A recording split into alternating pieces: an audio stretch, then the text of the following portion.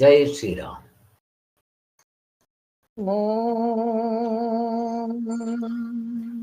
ಶುಕ್ಲಾಂಬರಧರಂ ವಿಷ್ಣುಂ ಶಶಿವರ್ಣಂ ಚತುರ್ಭುಜಂ ಪ್ರಸನ್ನವದನಂ ಧ್ಯಾಯೇತ್ ಸರ್ವವಿಘ್ನೋಪಶಾಂತಯೇ. ಗುರುಬ್ರಹ್ಮಾ ಗುರುರ್ವಿಷ್ಣುಃ ಗುರುದೇವೋ ಮಹೇಶ್ವರಃ ಗುರು ಸಾಕ್ಷಾತ್ ಪರಂ ಬ್ರಹ್ಮ ತಸ್ಮೈ ಶ್ರೀ ಗುರವೇ ನಮಃ. ಓಂ ಸಹನಾವವತು ಸಹನೋ ಭುನಕ್ತು ಸಹ ವೀರ್ಯಂಕರವಾವಹೈ ತೇಜಸ್ವಿನಾವಧೀತಮಸ್ತು ಮಾ ವಿದ್ವಿಷಾವಹೈ. ಓಂ ಶಾಂತಿ ಶಾಂತಿ ಶಾಂತಿ. ಮಾತೃಭ್ಯೋ ನಮಃ ಪಿತೃಭ್ಯೋ ನಮಃ ಆಚಾರ್ಯೇಭ್ಯೋ ನಮಃ ಅತಿಥಿದೇವತಾಭ್ಯೋ ನಮಃ ರಾಷ್ಟ್ರದೇವತಾಭ್ಯೋ ನಮಃ ದರಿದ್ರ ನಾರಾಯಣ ದೇವತಾಭ್ಯೋ ನಮಃ. ಜೈ ಶ್ರೀರಾಮ್. ಓಕೆಮ್ಮ, ಥ್ಯಾಂಕ್ ಯು. ಜೈ ಶ್ರೀರಾಮ್. ಇವರುಗಳ ಆಶೀರ್ವಾದ ತಗೊಂಡು ಇವತ್ತು ಗೌಡಪಾದ ಹೃದಯ ಸ್ಟಡಿ ಗ್ರೂಪ್ ಇದೆ, ನೀವುಗಳು ಆನ್ಸರ್ ಮಾಡಬೇಕು. ಇಲ್ಲಿ PDF-ನಲ್ಲಿ 67ನೇ ಪೇಜು ಮತ್ತೆ ಪುಸ್ತಕದ ಪೇಜ್ನಲ್ಲಿ 17ನೇ ಪೇಜ್ ಇದೆ. ಇದರ ಹಿಂದೆ ನಾವು ನಡೆದಿದ್ದ ಸಾರಾಂಶವನ್ನ ಮೆಲ್ಕಾಕೊಂಡು ಹೋಗ್ಬೇಕಾಗಿದೆ. ಗೌಡಪಾದ ಹೃದಯ ಕಾರಿಕೆಯಲ್ಲಿ ಇದು ಎರಡನೇ ಮಂತ್ರ. ಎರಡನೇ ಮಂತ್ರದಲ್ಲಿ ನಾವು ಎಚ್ಚರದಲ್ಲೇ ವೈಶ್ವಾನರ, ತೈಜಸ, ಪ್ರಾಜ್ಞ ಮೂವರನ್ನು ನೋಡ್ಕೋಬೇಕಾಗಿದೆ. ನಾವು ಎಚ್ಚರದಲ್ಲಿ ಮೊದಲು ಎತ್ಕೊಂತಾನೆ. ಮೊದಲನೇ ಮಂತ್ರದಲ್ಲಿ ಏನು ಹೇಳಿದ್ರು? ಎಚ್ಚರದಲ್ಲಿ ವೈಶ್ವಾನರ, ಇಂದ್ರಿಯಗಳ ಅನುಭವ. ಇನ್ನ ಕನಸಿನಲ್ಲೂ ಕೂಡ ಹಾಗೆ ಹೇಳಿ ಅದು ಮನಸ್ಸಿನ ಸಂಸ್ಕಾರದಿಂದ ಆಗೋದು ಅಂತ ಹೇಳಿದ್ರು. ಅಲ್ಲಿ ವೈಶ್ವಾನರ ಅಂತ ಹೇಳಿದ್ರು. ಮತ್ತೆ ಈ ಎರಡೂ ಕೂಡ ಎಚ್ಚರ, ಕನಸು, ಮುಳುಗಿದ್ದಾಗ ನಿದ್ದೆಯಲ್ಲಿ ಅದು ಪ್ರಾಜ್ಞನ ಅನುಭವ, ಆತ್ಮನಾಗಿರ್ತೀವಿ ಅಂತ ಮೊದಲನೇ ಮಂತ್ರದಲ್ಲಿ ಅದರ ಬಗ್ಗೆ ಎಲ್ಲ ಹೇಳಿದ್ರು. ವೈಶ್ವಾನರ, ತೈಜಸ, ಪ್ರಾಜ್ಞ ಮೂರನ್ನು ವಿವರಣೆ ಮಾಡಿದ್ರು. ಈಗ ಎರಡನೇ ಮಂತ್ರದಲ್ಲಿ ಕಾರಿಕೆಯಲ್ಲಿ ನಾವು ಎಚ್ಚರದಲ್ಲೇ ಮೂವರನ್ನು ಕಂಡುಕೋಬಹುದು. ಮೂರು ಆತ್ಮರಿದ್ದಾರೆ ಅಂತಲ್ಲ, ಒಬ್ಬನೇ ಆತ್ಮನು ಮೂರು ರೂಪದಲ್ಲಿ ತೋರ್ತಾ ಇದ್ದಾನೆ ಅಂತ ಕೂಡ ಗೊತ್ತು. ಹಾಗಾದ್ರೆ ಎಚ್ಚರದಲ್ಲಿ ನಾವು ಈ ವೈಶ್ವಾನರನ್ನ ಅಥವಾ ವಿಶ್ವನನ್ನ ಹೇಗೆ ನೋಡ್ಬೇಕು ಅಂದ್ರೆ ಕಣ್ಣಲ್ಲಿ ನೋಡ್ಬೇಕು. ಇದು ಉಪಲಕ್ಷಣ. ಕಣ್ಣು ಅಂತ ಹೇಳಿದ್ರು ಎಲ್ಲಾ ಕರ್ಮೇಂದ್ರಿಯಗಳು, ಜ್ಞಾನೇಂದ್ರಿಯಗಳ ಹಿಂದೆ ಆತ್ಮನ್ ನೋಡ್ಬೇಕಾಗತ್ತೆ ನಾವು. ಅಂದ್ರೆ ನಾವು ಎಚ್ಚರದಲ್ಲಿ ನೋಡುವಾಗ ನನಗೆ ಆ ಆಬ್ಜೆಕ್ಟ್ ಕಾಣುತ್ತಲ್ಲ, ಕೇಳುವಾಗ ಶಬ್ದ ಕೇಳುತ್ತಲ್ಲ, ವಾಸನೆ ಮಾಡಿದಾಗ ಅದರ ಗಂಧ ಗೊತ್ತಾಗುತ್ತಲ್ವಾ, ಬಾಯಿನಲ್ಲಿ ರುಚಿ ನೋಡುವಾಗ ಅದರ ಟೇಸ್ಟ್ ಗೊತ್ತಾಗುತ್ತಲ್ವಾ, ಆ ಪ್ರತ್ಯಯಗಳ ಹಿಂದೆ ಆ ಆತ್ಮ ಇರ್ತಾನೆ. ಹೊರಗಡೆ ಹೇಗೆ ಸೂರ್ಯ ಬೆಳಗ್ತಾನೋ ನಮ್ಮ ಒಳಗಡೆ ಅಲ್ಲಿ ಮನಸ್ಸಿನ ಪ್ರತ್ಯಯ ಮೂಡಿದಾಗ ಅದರ ಹಿಂದೆಗಡೆ ಬೆಳ್ಕೊಂಡಿರುತ್ತೆ. ಸೊ ಅದು ಆತ್ಮ. ಮನಸ್ಸು ಎಷ್ಟು ಸೂಕ್ಷ್ಮವಾಗಬೇಕು, ಎಷ್ಟು ಶುದ್ಧಿ ಆಗಬೇಕು ಅನ್ನೋದು ಇಂಪಾರ್ಟೆಂಟ್. ಹಾಗೆ ಇದು ಎಚ್ಚರದಲ್ಲಿ ನೋಡ್ಕೊಳ್ಳೋದು. ಅದೇ ರೀತಿ ಕನಸನ್ನೂ ಕೂಡ ನಾವು ಎಚ್ಚರದಲ್ಲೇ ನೋಡ್ಕೋಬಹುದು. ಅಂದ್ರೆ ತೈಜಸನನ್ನ ಅಂತ ಹೇಳಿದ್ರು. ಎಲ್ಲಿ ನೋಡ್ಕೋಬೇಕು? ಮನಸ್ಸಿನಲ್ಲಿ ಅಂತ. ಮತ್ತೆ ಮನಸ್ಸಂದ್ರೆ ಎಲ್ಲಿ? ಸೇಮ್ ಪ್ರತ್ಯಯಗಳ ರೂಪದಲ್ಲೇ ನೋಡ್ಕೋಬೇಕು ಅಂತ ಹೇಳಿದ್ರು. ಆದ್ದರಿಂದ ನಮ್ಗೆ ಈಗ ಮನಸ್ಸಿನಲ್ಲೇ ಸುಖ ದುಃಖಗಳು, ಶೋಕ ಮೋಹಗಳು, ದ್ವಂದ್ವಗಳು, ಭಯ, ಆಶ್ಚರ್ಯ ಆಗ್ತಾ ಇರುತ್ತೆ. ಆಗ ಇಂದ್ರಿಯಗಳು ಸ್ವಿಚ್ ಆಫ್, ಹೊರಗಡೆ ಪ್ರಪಂಚ ಸ್ವಿಚ್ ಆಫ್, ಕರ್ಮೇಂದ್ರಿಯಗಳು, ಜ್ಞಾನೇಂದ್ರಿಯಗಳು ಸ್ವಿಚ್ ಆಫ್. ಅಲ್ಲಿಗೆ ಬರೀ ಮನಸ್ಸಿನಲ್ಲೇ ಇವಾಗ್ತಾ ಇರುತ್ತೆ. ಆಗ ಅಲ್ಲೂ ಕೂಡ ನಾವು ಪ್ರತ್ಯಯದ ಮುಖಾಂತರ ನೋಡ್ಕೋಬೇಕು ಅಂತ ತೋರಿಸಿದ್ರು. ಇದ್ರಲ್ಲಿ ತೋರಿಸುವಾಗ ವ್ಯಷ್ಟಿ ಸಮಷ್ಟಿ ಅಲ್ಲಿ ಹೇಳಿದ್ದಾರೆ. ಈವನ್ ನೀವು ವೈಶ್ವಾನರನಲ್ಲಿ ಹೇಳುವಾಗ ಸ್ಥೂಲ ಶರೀರ, ಕನಸಿನಲ್ಲಿ ಹೇಳುವಾಗ ಸೂಕ್ಷ್ಮ ಶರೀರ, ಗಾಢನಿದ್ರೆಯಲ್ಲಿ ಹೇಳುವಾಗ ಕಾರಣ ಶರೀರ ಇಲ್ಲ. ಕೆಲವರು ಹಂಗೆ ತಗೊಂಬಂದಿದ್ದಾರೆ. ಕಾರಣ ಶರೀರ ಇಲ್ಲ, ಕಾರಣ ಅವಿದ್ಯೆ. ನಮ್ಗೆ ಅದೆಲ್ಲ ಗೊತ್ತಿದೆ. ಆದ್ರಿಂದ ಇಲ್ಲಿ ವ್ಯಷ್ಟಿ ಸಮಷ್ಟಿ ವೈಶ್ವಾನರಿಗೂ ಹೊಂದುತ್ತೆ, ಇಲ್ಲಿ ತೈಜಸ್ಸಿಗೂ ಹೊಂದುತ್ತೆ. ಅಲ್ಲಿ ಹೇಳಿಲ್ಲ ಅಂತಂದ್ರೆ ಅದು ಬಿಟ್ಬಿಡ್ಬೇಕು ಅಂತ ಏನಲ್ಲ, ಇಲ್ಲಿ ಎರಡನ್ನೂ ಹೇಳಿದ್ದಾರೆ. ಆದ್ದರಿಂದ ಇದು ತುಂಬಾ ಇಂಪಾರ್ಟೆಂಟ್. ಹೇಗೆ ನನ್ನ ಶರೀರ ಸ್ಥೂಲ ಶರೀರ ತಗೊಂತೀನೋ, ಇದು ಮೈಕ್ರೋ, ಇದು ಪಿಂಡ. ಹಾಗೆ ಭೌತಿಕ ಆದಿ ದೈವಿಕವಾಗಿರೋ ಎಲ್ಲಾ ಸ್ಥೂಲ ಶರೀರಗಳನ್ನ ತಗೋಬೇಕು, ಯಾವುದನ್ನು ಬಿಡಂಗಿಲ್ಲ. ತಗೊಂಡಾಗ ಅದು ಬ್ರಹ್ಮಾಂಡ, ಇದು ಮೈಕ್ರೋ, ಅದು ಮ್ಯಾಕ್ರೋ. ಹಾಗೆ ನಾವು ತಗೊಂತಾ ಹೋಗ್ಬೇಕು. ಇದು ವ್ಯಷ್ಟಿ, ಅದು ಸಮಷ್ಟಿ, ಎಲ್ಲ ಹೋಲ್ಸೇಲ್ ವ್ಯಾಪಾರ. ಅವಾಗ ಏನಾಗುತ್ತೆ, ಆತ್ಮ ಒಬ್ಬನೇ ಪ್ರತಿಯೊಬ್ಬರಿಗೂ ಇರೋದು. ಆ ದೃಷ್ಟಿಯಿಂದ ನಾವು ಹಾಗೆ ತಗೋಬೇಕಾಗಿರೋದು. ದರ್ಶನಕಾರರು ಹೀಗೆ ಮಾಡಲ್ಲ. ಅದಕ್ಕೆ ಅವರವರು ಕಂಡುಕೊಂಡಿದ್ದ ಆತ್ಮ ಅವರವ್ರಿಗೆ ಅಂತ ಮೀಸಲಾಗ್ಬಿಡುತ್ತೆ, ತಪ್ಪಾಗುತ್ತೆ ಅಂತ ಹೇಳಿ ತೋರಿಸೋದು. ಈಗ ನೀವು ಆನ್ಸರ್ ಮಾಡಬೇಕು. ಈಗ ಹೃದಯಾಕಾಶದ ಪ್ರಾಜ್ಞನು ಎಲ್ಲಿ ನೋಡ್ಕೋಬೇಕು? ನಿದ್ದೆಲ್ಲಿ ನೋಡ್ಕೊಳ್ಬೇಕು ಮೊದಲು ಸರಿ. ಈಗ ನಾವು ಹೃದಯದಲ್ಲೇ ಆ ಪ್ರಾಜ್ಞನನ್ನ ನೋಡ್ಕೋಬಹುದು ಎಚ್ಚರದಲ್ಲಿ. ಹೇಗೆ ಅನ್ನೋದನ್ನ ಆಗಿದೆ. ಈಗ ನಿಮ್ಮಗಳ ಆನ್ಸರ್ ಬೇಕು. ಸೊ ಇಲ್ಲಿ ನಿಮ್ಮ ಪ್ರಶ್ನೆ ಶುರುವಾಗತ್ತೆ. ನಾನು ಮೊದಲು ಸ್ವಲ್ಪ ಓದ್ತೀನಿ, ಪ್ರಶ್ನೆ ಶುರುವಾಗತ್ತೆ. ಅಲರ್ಟ್ ಆಗಿ ಕೇಳಿ. ಕೊನೆ ಪ್ಯಾರದಲ್ಲಿ ಕೊನೆ 2 ಲೈನ್ ಹೇಳಿ ಮುಂದಿನ ಪೇಜ್ಗೆ ಹೋಗ್ತೀನಿ. ಇನ್ನು ಹೃದಯಾಕಾಶದಲ್ಲಿ ಪ್ರಾಜ್ಞನು ಎಂದರೇನೇ ಏನೆಂಬುದನ್ನ ವಿಚಾರ ಮಾಡಬೇಕಾಗಿದೆ ಅಷ್ಟೇ. ಸೊ ಇದನ್ನ ಎಲ್ಲಿ ನೋಡ್ಕೋಬೇಕು ನಾವು? ನಿದ್ದೆಯಲ್ಲ, ಎಲ್ಲಿ ನೋಡ್ಕೋಬೇಕು ಅಂತ ಪ್ರಶ್ನೆ. ಎಲ್ಲಿ ನೋಡ್ಕೋಬೇಕಮ್ಮ ಕಲ್ಪನಾ? ನಿದ್ದೆಯಲ್ಲಿ. ಈಗ ನಿದ್ದೆಯಲ್ಲಿ ನೋಡ್ಕೋಬೇಕಾ ಅದನ್ನ? ಅಲ್ಲ, ಎಚ್ಚರದಲ್ಲೇ ಸಾಲ ಅಲ್ಲ, ಎಚ್ಚರದಲ್ಲಿ ನೋಡ್ಬೇಕು. ಕರೆಕ್ಟ್ ಅಮ್ಮ, ವೆರಿ ಗುಡ್ ಅಮ್ಮ. ಈಗ ನಾವು ಅದನ್ನ ಎಚ್ಚರದಲ್ಲಿ ನೋಡ್ಕೋಬೇಕಾಗಿರೋದು. ಅದು ವೈಶ್ವಾನರನ್ನ ಎಚ್ಚರದಲ್ಲೇ ನೋಡ್ಕೋತೀವಿ. ಕನಸನ್ನು ನೋಡ್ಕೊಳ್ಳೋದಲ್ಲ, ಕನಸಿಗೆ ಆತ್ಮನಾಗಿರೋ ಆ ತೈಜಸನನ್ನ ಎಚ್ಚರದಲ್ಲಿ ನೋಡ್ಕೋಬೇಕು. ಹಾಗೆ ಈಗ ಪ್ರಾಜ್ಞ, ನಾವು ಮಾತಾಡಿದ್ರೆ ಪ್ರಾಜ್ಞ ಅಂದಿದ ತಕ್ಷಣ ನಿದ್ದೆ ನೋಡ್ಕೊಳ್ರಿ ಅಂತ ಹೇಳ್ತಾ ಇದ್ವಿ. ಈಗ ನಿದ್ದೆ ಅಲ್ಲ, ಎಚ್ಚರದಲ್ಲೇ ನೋಡ್ಕೊಳ್ಳೋದು ಬರಬೇಕು.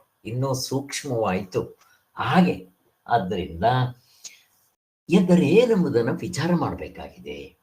ಹೃದಯಾಕಾಶ ಅನ್ನೋ ಶಬ್ದವನ್ನ ಯಥಾಶ್ರುತವಾಗಿ ಅರ್ಥ ಮಾಡಿದ್ದರೆ ಏನರ್ಥ ಬರುತ್ತೆ? ಹೃದಯದಲ್ಲಿರುವ ಆಕಾಶವೆಂದು ತಿಳಿಯಬೇಕಾಗುವುದು.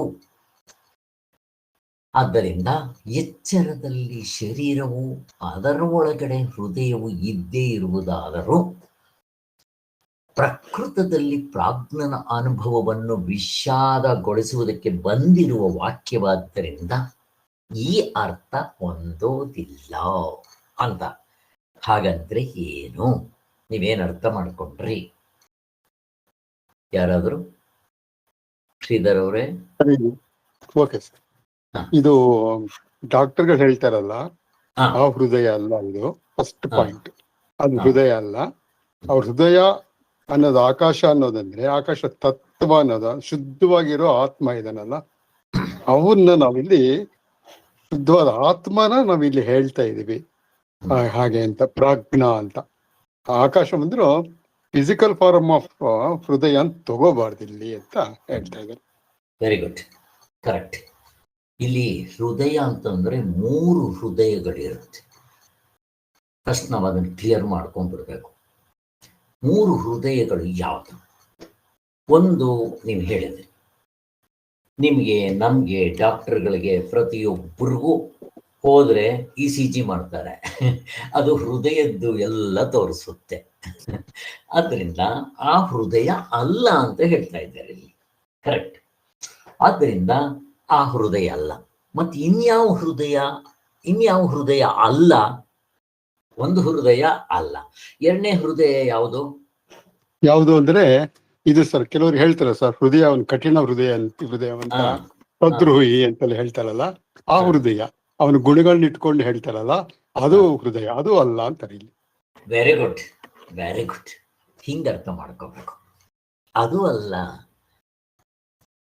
ಅಲ್ಲಿ ಅರ್ಥ ಏನ್ ಬಂತು ನೀವು ಹೇಳಿದ್ರಲ್ಲಿ? ಇದನ್ನು ಬೇರೆಯವರು ಸೇರ್ಸ್ಕೋಬೇಕು, ಹೇಳ್ಬೇಕು. ನೀವು ಅವ್ರ ಪಾಯಿಂಟ್ ಹೇಳಿದ್ರು, ಅದರ ಜೊತೆಗೆ ನೀವು ಕೂಡ ನಿಮ್ಗೆ ಗೊತ್ತಿರೋ ಆನ್ಸರ್ನ ಅಲ್ಲಿಗೆ ಸೇರಿಸ್ಬೇಕು, ಹೇಳ್ಬೇಕು.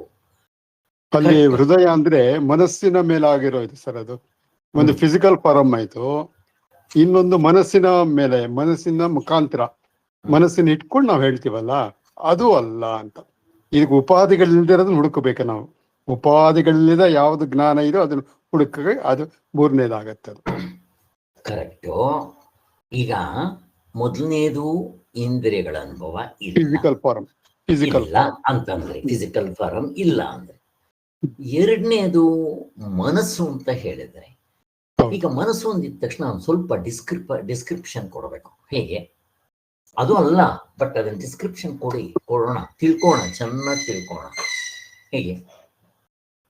ಸೊ ಮನಸ್ಸಿನ ವೇದನೆಗಳಿಂದ ಶುರುವಾಗತ್ತಲ್ಲ ಸರ್, ಏನೇ ಆಗಲಿ ಮನಸ್ಸಿನ. ಈಗ ಸುಖ ದುಃಖ ಇರ್ಬೋದು, ಏನೇ ಇರ್ಬೋದು.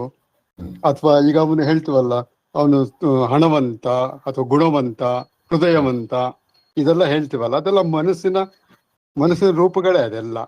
ಸೊ ಅದಲ್ಲ ಅಂತ. ಮನಸ್ಸಿನ ರೂಪಗಳಿಂದ ಬರೋದು ಅದಲ್ಲ, ಇಂದ್ರಿಯಗಳಿಂದ ಬರೋದು ಅಲ್ಲ. ಸೊ ಇನ್ಯಾರಾದ್ರೂ ಆಡ್ ಮಾಡಿ ಅದಕ್ಕೆ. ಇಲ್ಲಿ ಹೇಳ್ತಾ ಇರೋದು ಎಚ್ಚರ ಕನಸಲ್ಲಿ, ಎಚ್ಚರದಲ್ಲಿ ತೋರ್ತಾ ಇದ್ದಾನೆ ಸ್ಥೂಲವಾದ ಹೃದಯ, ಕನಸು ಮನಸ್ಸಲ್ಲೇ ತೋರ್ತಾ ಇದ್ದಾನೆ. ಇವೆರಡು ಅಲ್ಲದೆ ಇರೋಂತ ಪ್ರಾಜ್ಞನ್ ಹೇಳ್ತಾ ಇದ್ದಾರೆ ಸರ್. ಈ ಯಾವ ವ್ಯಾಪಾರನು ಇಲ್ಲದೆ ಇರೋಂತ ಪ್ರಾಜ್ಞನ್ನ ಅವನ ಹೃದಯಾಕಾಶ ಅಂತ ಒಂದು ಇಟ್ಕೊಂಡು ಹೇಳ್ತಾ ಇದ್ದಾರೆ. ಓಕೆ, ಇಲ್ಲಿ ನಮ್ಗೆ ಎಚ್ಚರದಲ್ಲಿ ಇನ್ಯಾರಾದರೂ ಕಾಮೆಂಟ್ ಮಾಡ್ತೀರಾ? ಇದೆರಡನ್ನು ಚಿಂತನೆ ಮಾಡಿ ಪ್ರಾಜ್ಞನನ್ನ ಎಚ್ಚರದಲ್ಲಿ ತಂದುಕೊಂಡು ಯೋಚನೆ ಮಾಡ್ಬೇಕು ಅನ್ನೋದನ್ನ ತೋರಿಸ್ತಾ ಇದ್ದಾರೆ ಸರ್. ಕರೆಕ್ಟು. ಈಗ ಇಲ್ಲಿ ಪ್ರಾಜ್ಞನನ್ನ ನಾವು ಈ ಎರಡು ಹೃದಯಗಳಲ್ಲೂ ನೋಡಬಾರ್ದು ಅಂತ ಹೇಳ್ತಾ ಇರೋದು. ಫಸ್ಟ್ ಅದನ್ನ ಕನ್ಫರ್ಮ್ ಮಾಡ್ಕೋಬೇಕು ನಾವು. ಆದ್ದರಿಂದ ಎರಡನೇದು ಯಾವುದು? ಈಗ ನಮಗೆ ಎಚ್ಚರದಲ್ಲೇ ಎರಡನೇ ಹೃದಯ ಯಾವುದಪ್ಪ ಅಂತಂದ್ರೆ ಆಗಮಾಪಾಯಿಗಳು, ದ್ವಂದ್ವಗಳು ಅಲ್ವಾ? ಸುಖ ದುಃಖ ಶೋಕ ಮೋಹ ರಾಗ ದ್ವೇಷ ಲಾಭ ನಷ್ಟ ಎಲ್ಲ ಬೇಕಾದಷ್ಟಿದೆ. ಮುಖ್ಯವಾಗಿ ನಾವು ಹೇಳಬೇಕಾಗಿರೋದು ಭಯ ಆಶ್ಚರ್ಯ, ಇವುಗಳು ಕೂಡ ಮನಸ್ಸಿಗೆ ಸಂಬಂಧಪಟ್ಟಿರೋದು. ಕನಸಿನ ವಿಚಾರ ಮಾತಾಡ್ತಾ ಇಲ್ಲ ಎಚ್ಚರದಲ್ಲಿ. ಇಲ್ಲಿ ಇವುಗಳನ್ನ ನಾವು ಮಾಡಿಕೊಳ್ಳುವಾಗ ಆದಿ ದೈವಿಕ ಆದಿ ಭೌತಿಕ ಸ್ವಿಚ್ ಆಫ್, ಅದು ಇಂಪಾರ್ಟೆಂಟ್. ಆಧ್ಯಾತ್ಮಿಕವಾಗಿ ಕರ್ಮೇಂದ್ರಿಯಗಳು ಜ್ಞಾನೇಂದ್ರಿಯಗಳು ಸ್ವಿಚ್ ಆಫ್. ಹಾಗಲ್ಲ ಕನಸು ಕಾಣ್ತಾ ಇದೆಯೇನೋ ಅಂತಾರೆ, ಕಣ್ ತೆಗ್ದಿರ್ಬೋದು, ಅವನು ಅವೆಲ್ಲ ನೋಡ್ತಾ ಇರೋದು, ಅವನ ಮನಸ್ಸು ಇನ್ನೇನೋ ಮಾಡ್ತಾ ಇದೆ. ಅಂದ್ರೆ ಒಳಗಡೆ ಇರೋದು ಭಯ ಆಶ್ಚರ್ಯ, ಇದಕ್ಕೆ ವೇದನಾನುಭವ ಅಂತಾರೆ. ಅದನ್ನು ಅಲ್ಲ ಅಂತ ಹೇಳ್ತಾ ಇದ್ದಾರೆ. ಹಾಗೆ ಸೊ ಅದು ಅಲ್ಲ ಅಂತ ನಮ್ಗೆ ಎರಡಲ್ಲ ಅಂತ ಆಯ್ತು. ಸೊ ಮೂರನೇದಿನ ಯಾವುದು ಹಾಗಾದ್ರೆ ಪ್ರಶ್ನೆ? ಫಸ್ಟ್ ನಾವು ಪುಸ್ತಕಕ್ಕೆ ಹೋಗೋದು ಬೇಡ, ಇಲ್ಲಿ ನಾವು ಕ್ಲಿಯರ್ ಮಾಡ್ಕೋಣ. ಫಸ್ಟ್ ನಾವು ಇಲ್ಲಿ ಕ್ಲಿಯರ್ ಮಾಡ್ಕೊಂಡ್ರೆ ಆಮೇಲೆ ಪುಸ್ತಕದಲ್ಲಿ ಸ್ವಾಮಿಗಳು ಹೆಂಗೆ ಹೇಳಿದ್ದಾರೆ ಅಂತ ಹೋದ್ರೆ ಸ್ಪಷ್ಟವಾಗಿ ಅರ್ಥ ಆಗುತ್ತೆ. ಹಾಗಾದ್ರೆ ಮೂರನೇ ಹೃದಯ ಯಾವುದು? ಹಾಗಾದ್ರೆ ಇಲ್ಲಿ ಪ್ರಾಜ್ಞನನ್ನ ನಾವು ಮೂರನೇ ಹೃದಯ ಅಂತ ಹೇಳ್ತಾ ಇದ್ದಾರೆ. ಅಲ್ಲಿ ಆ ಹೃದಯ ಯಾವುದು ಅಂತ ಹೇಳಿ ಯಾರಾದ್ರು? ಆತ್ಮನ್ನ ಹೇಳ್ತಾ ಇದ್ದಾರೆ ಸರ್. ಇಲ್ಲಿ ಹೃದಯಾಕಾಶದಲ್ಲಿರೋ ಆತ್ಮ ಸ್ವರೂಪನ ಹೇಳ್ತಾ ಇದ್ದಾರೆ ಸರ್. ಕರೆಕ್ಟು. ಆತ್ಮನ್ನೇ ನಾವು ನೋಡ್ಕೋಬೇಕಾಗಿರೋದು ಎಚ್ಚರದಲ್ಲಿ. ಹೃದಯ ಅಂತ ಹೇಳಿದ್ದಾರೆ. ಈ ಎರಡು ಅಲ್ಲ ಅಂದ್ರೆ ಮೂರನೇ ಹೃದಯ ಯಾವುದು? ಆತ್ಮನ್ನೇ ನೋಡ್ಕೋಬೇಕಾಗಿರೋದು. ಈಗೆಲ್ಲ ವೈಶ್ವಾನರನ್ನ ತೈಜಸನನ್ನ ಪ್ರಾಜ್ಞನನ್ನ ಆತ್ಮನನ್ನೇ ಎಚ್ಚರದಲ್ಲೇ ನೋಡ್ಕೋಬೇಕಾಗಿರೋದು.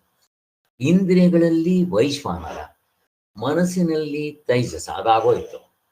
ಈಗ ಪ್ರಾಜ್ಞನನ್ನು ಕೂಡ ಹೃದಯದಲ್ಲಿ ನೋಡ್ಕೋಬೇಕು ಅಂತ ಹೇಳ್ತಾ ಇದ್ದಾರಲ್ಲ.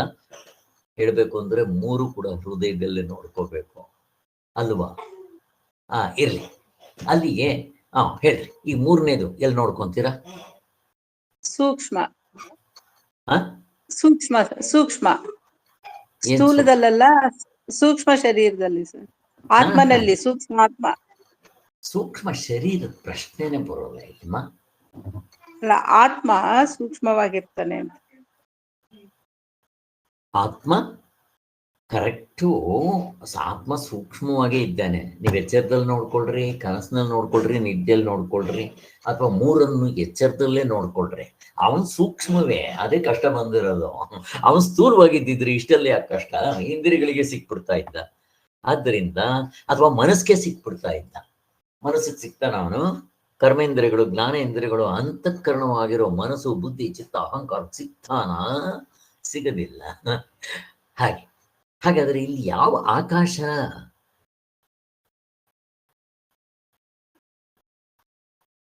ಮೂರನೇದು ಆಕಾಶವನ್ನ ಆಮೇಲೆ ಮಾತಾಡೋಣ. ಇಲ್ಲಿ ಹೃದಯ ಅಂದ್ರೆ ಯಾವ ಹೃದಯ? ಮೊದಲನೇದು, ಎರಡನೇದು ಅಲ್ಲ ಅಂತ ಆಯ್ತು. ಹಾಗಾದ್ರೆ ಮೂರನೇ ಹೃದಯ ಯಾವುದು? ಯಾವುದು?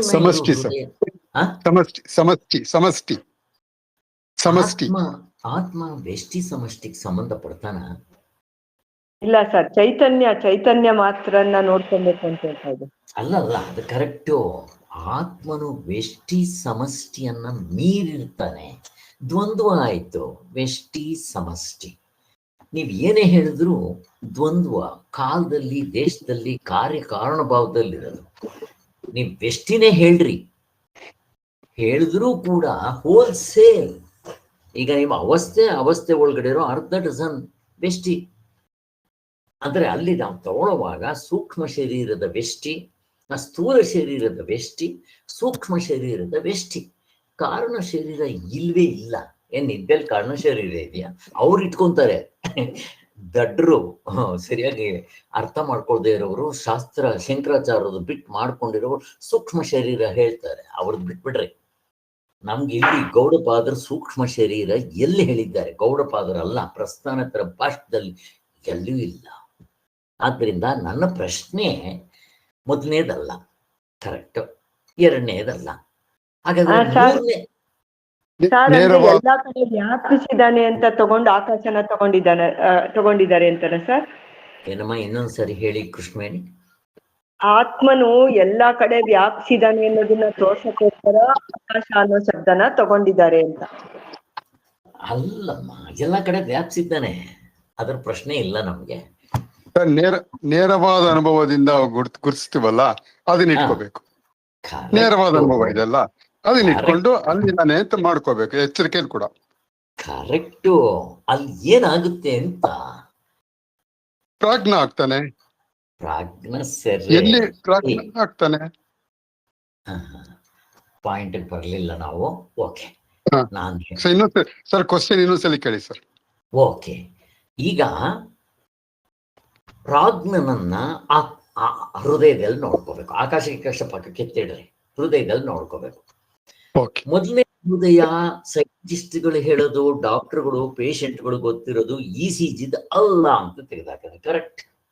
ಎರಡನೇ ಹೃದಯ, ಸ್ವಾಮಿ ಅವನ ಹೃದಯ ಕಲ್ಲಿನ ಹಾಗಿದೆ, ಅವನ ಹೃದಯ ಸಿಂಹದ ಹೃದಯ ಸ್ವಾಮಿ ಅಂತಾರೆ. ಅಂದ್ರೆ ಅವನ ಮನಸ್ಸು ಅಷ್ಟು ಗಟ್ಟಿ ಅಂತ. ಅಲ್ಲಿಗೆ ಅದು ಅಲ್ಲ ಅಂತ ಆಯ್ತು. ಇಲ್ಲಿ ಮೂರನೇ ಹೃದಯ ಯಾವ್ದು ತಗೋಬೇಕು? ಏನ್ ಇಷ್ಟು ಕಷ್ಟ ಇದೆಯಾ? ಆಗಿದ್ದೀನಿ ಅನ್ನೋದನ್ನ ತಗೊಬೇಕು ಸರ್. ನನ್ನ ಒಳಗಡೆನೆ ನೋಡ್ಕೊಬೇಕಲ್ವಾ, ನಾನೇ ಅದಾಗಿದ್ದೀನಲ್ಲ ಸರ್, ಅದರಿಂದ ಹೃದಯಾಕಾಶ. ಕರೆಕ್ಟ್ ಅಮ್ಮ. ನನಗೆ ಆಕಾಶವೆಲ್ಲ ಪಕ್ಕಕ್ಕೆ ಕಿತ್ತಿಡ್ರೆ ಫಸ್ಟ್ ಎತ್ಕೊಂತಾನೆ ಮೂರು ಹೃದಯಗಳು ಯಾವುದು ಅದನ್ನ ನೋಡ್ರಿ. ಈಗ ಮೊದಲನೇದ್ರಲ್ಲಿ, ಎರಡನೇದ್ರಲ್ಲಿ ಮನಸ್ಸು ಇಟ್ಕೊಂಡೇ ಇದ್ದಿರ್ತಾನೆ. ಈಗ ಮೂರನೇದ್ರಲ್ಲಿ ಏನ್ ಮಾಡಬೇಕು? ಬಿಡ್ಬೇಕು ಅಷ್ಟೇ. ಅದನ್ನ ಹೇಳಿ, ಎಷ್ಟು ಸಿಂಪಲ್ ಆಗಿದೆ. ಹೇಗೆ ಅದಕ್ಕೆ ಹೇಗೆ ನೀವು ಕರೆಕ್ಟ್. ಅದಕ್ಕೆ ಒಂದು ಸೆಂಟೆನ್ಸ್ ಯಾವಾಗ್ಲೂ ಹೇಳ್ತಾ ಇರ್ತೀನಿ ನಾನು, ಕುಲಕರ್ಣಿ ಸ್ವಾಮಿಗಳು ಹೇಳಿರೋದು.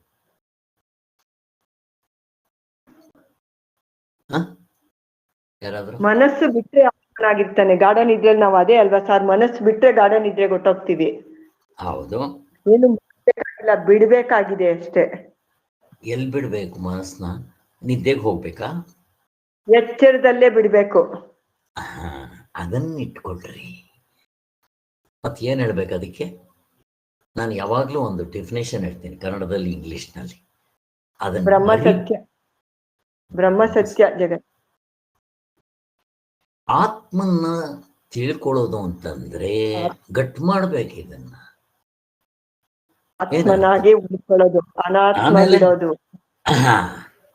ಅನಾತ್ಮ ಬಿಡೋದು. ಅನಾತ್ಮ ಅಂದ್ರೆ ಏನು? ಮನಸ್ಸು. ಮನಸ್ಸಿನ ಕಲ್ಪನೆ ಅನಾತ್ಮ. ಹುಡುಕಿದ್ರೆ ಸಿಗೋದಿಲ್ಲ, ಎಲ್ಲ ಮನಸ್ಸು ಕಲ್ಪನೆ ಮಾಡ್ಕೊಂಡ್ರು. ಬಿಡ್ರಿ, ಆತ್ಮನಾಗಿರ್ತೀರ. ನೀವು ನಿದ್ದೆಗೆ ಹೋಗ್ಬೇಕಾದ್ರೆ ಏನ್ ಮಾಡ್ಬೇಕಪ್ಪ? ಏನ್ ಮಾಡ್ತೀರಿ ಹೇಳ್ರಿ? ಮನಸ್ಸು ಬಿಡ್ಬೇಕು ಅಷ್ಟೇ ತಾನೇ. ಮನಸ್ಸು ಕೊನೆಯದು. ಕರ್ಮೆ ಅಲ್ಲಿ ಮೊದಲು ಎತ್ಕೊಂತಾನೆ. ಭೌತಿಕ ಆದಿ ದೈವಿಕ ಬಿಡಬೇಕು ಅಂದ್ರೆ ವಿಷಯಗಳನ್ನ ಬಿಡಬೇಕು. ಆದಿ ದೈವಿಕ ಆದಿ ಭೌತಿಕ ವಿಷಯಗಳು. ಆಧ್ಯಾತ್ಮಿಕವಾಗಿ ನೀವು ಕರ್ಮೇಂದ್ರಿಯಗಳು ಜ್ಞಾನೇಂದ್ರಿಯಗಳು ಒಳಗ್ ಬಂದಾಗ ಅಂತಃಕರಣವನ್ನೂ ಬಿಡಬೇಕು. ಗಾಢ ನಿದ್ರೆಯಲ್ಲಿ ಆತ್ಮನಾಗಿ ಉಳ್ಕೋಬೇಕಾದ್ರೆ ಏನ್ ಮಾಡ್ಬೇಕು? ಮನಸ್ಸನ್ನ ಬಿಡಬೇಕು. ಹಾಗಾದ್ರೆ ಮನಸ್ಸನ್ನ ಬಿಟ್ಟಿರೋ ಒಂದು ಹೃದಯ ಇದೆ, ಅದನ್ನ ಹೇಳ್ತಾ ಇದ್ದಾರೆ ಇಲ್ಲಿ. ಆತ್ಮನ್ನ ತಿಳ್ಕೊಳ್ಳೋದು ಅಂದ್ರೆ ನಾನು ನಿಮ್ಮನ್ನು ತಿಳ್ಕೊಂಡೆ, ನನಗೆ ಮೆಡಿಕಲ್ ಸಬ್ಜೆಕ್ಟ್ಸ್ ತಿಳಿತು. ಆಗ ಆತ್ಮನ್ನ ತಿಳ್ಕೊಳ್ಳೋದು ಅಂತಂದ್ರೆ ಆ ಮೆಡಿಕಲ್ ಸಬ್ಜೆಕ್ಟ್ ಬೇರೆ, ನಾನು ಬೇರೆ. ಆತ್ಮನ್ನ ತಿಳ್ಕೊಳ್ಳೋದು ಅಂದ್ರೆ ನಾನೇ ಆಗಿರೋದ್ರಿಂದ ಆತ್ಮನಾಗ್ಬಿಟ್ಟಿದ್ದೀನಿ. ಆತ್ಮನಾಗಿ ಉಳ್ಕೊಳ್ಳೋದು. ಆತ್ಮನಾಗಿ ಉಳ್ಕೋಬೇಕಾದ್ರೆ ಏನ್ ಮಾಡಬೇಕು? ಅನಾತ್ಮದಲ್ಲಿರುವ ತಾದಾತ್ಮವನ್ನ ಬಿಟ್ರೆ ಆತ್ಮನಾಗಿರ್ತೀರ. ಮತ್ತಿಲ್ಲಿ ಏನಾಗ್ಬಾರ್ದು ಹೇಳ್ರಿ? ಇಂಪಾರ್ಟೆಂಟ್. ಏನಾಗ್ಬಾರ್ದು?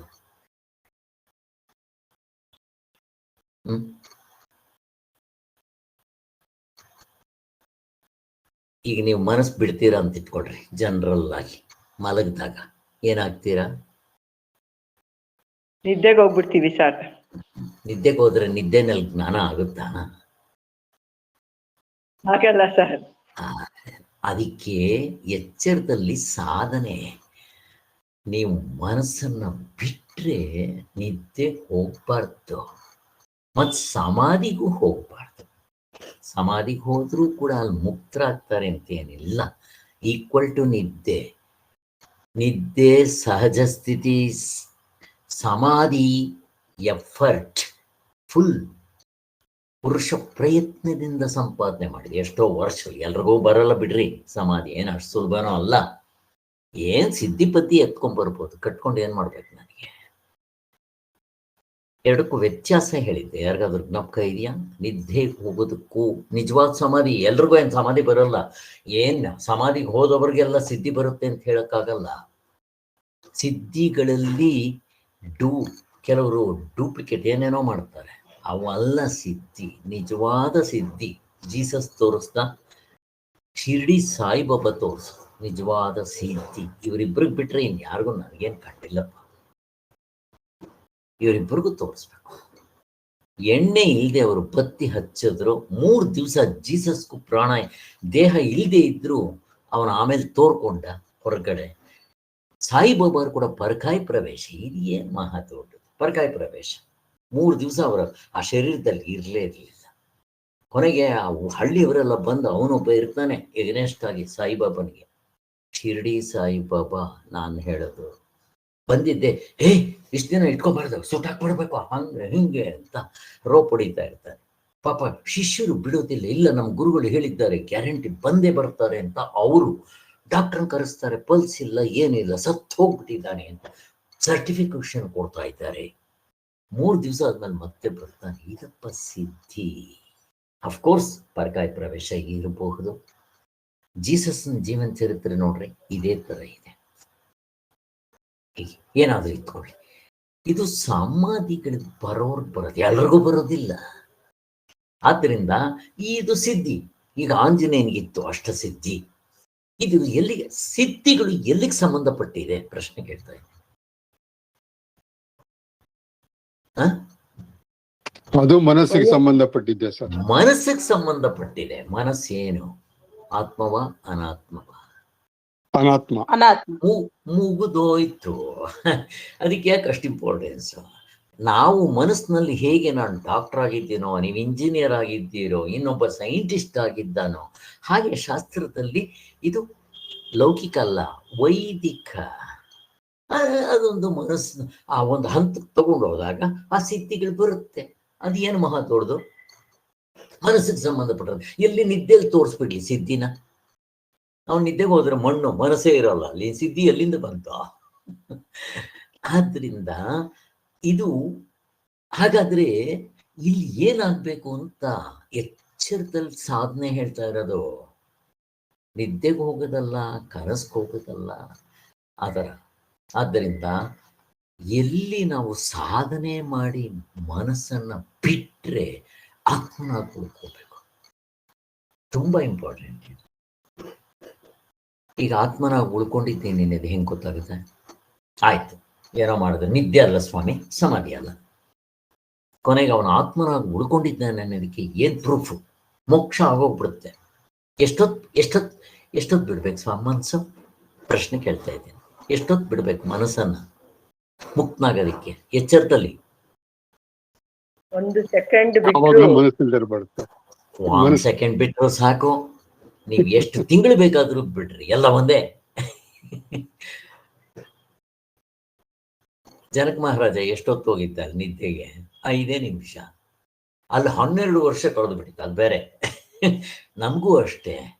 ಕೆಲವರು 12 ಗಂಟೆ ನಿದ್ದೆ ಮಾಡಲಿ, ಎದ್ಮೇಲೆ ತಲೆನೋವು ಅಂತಾರೆ. ಇನ್ನು ಕೆಲವರು ಆಯಾಸ ಆಗಿದ್ರೆ ಬರೀ 10 ನಿಮಿಷ ನಿದ್ದೆ ಮಾಡಲಿ, ಎದ್ಮೇಲೆ ಬಾ ಎಷ್ಟು ಫ್ರೆಶ್ ಆಗಿದ್ದೀನಿ, ಡೀಪ್ ಸ್ಲೀಪ್.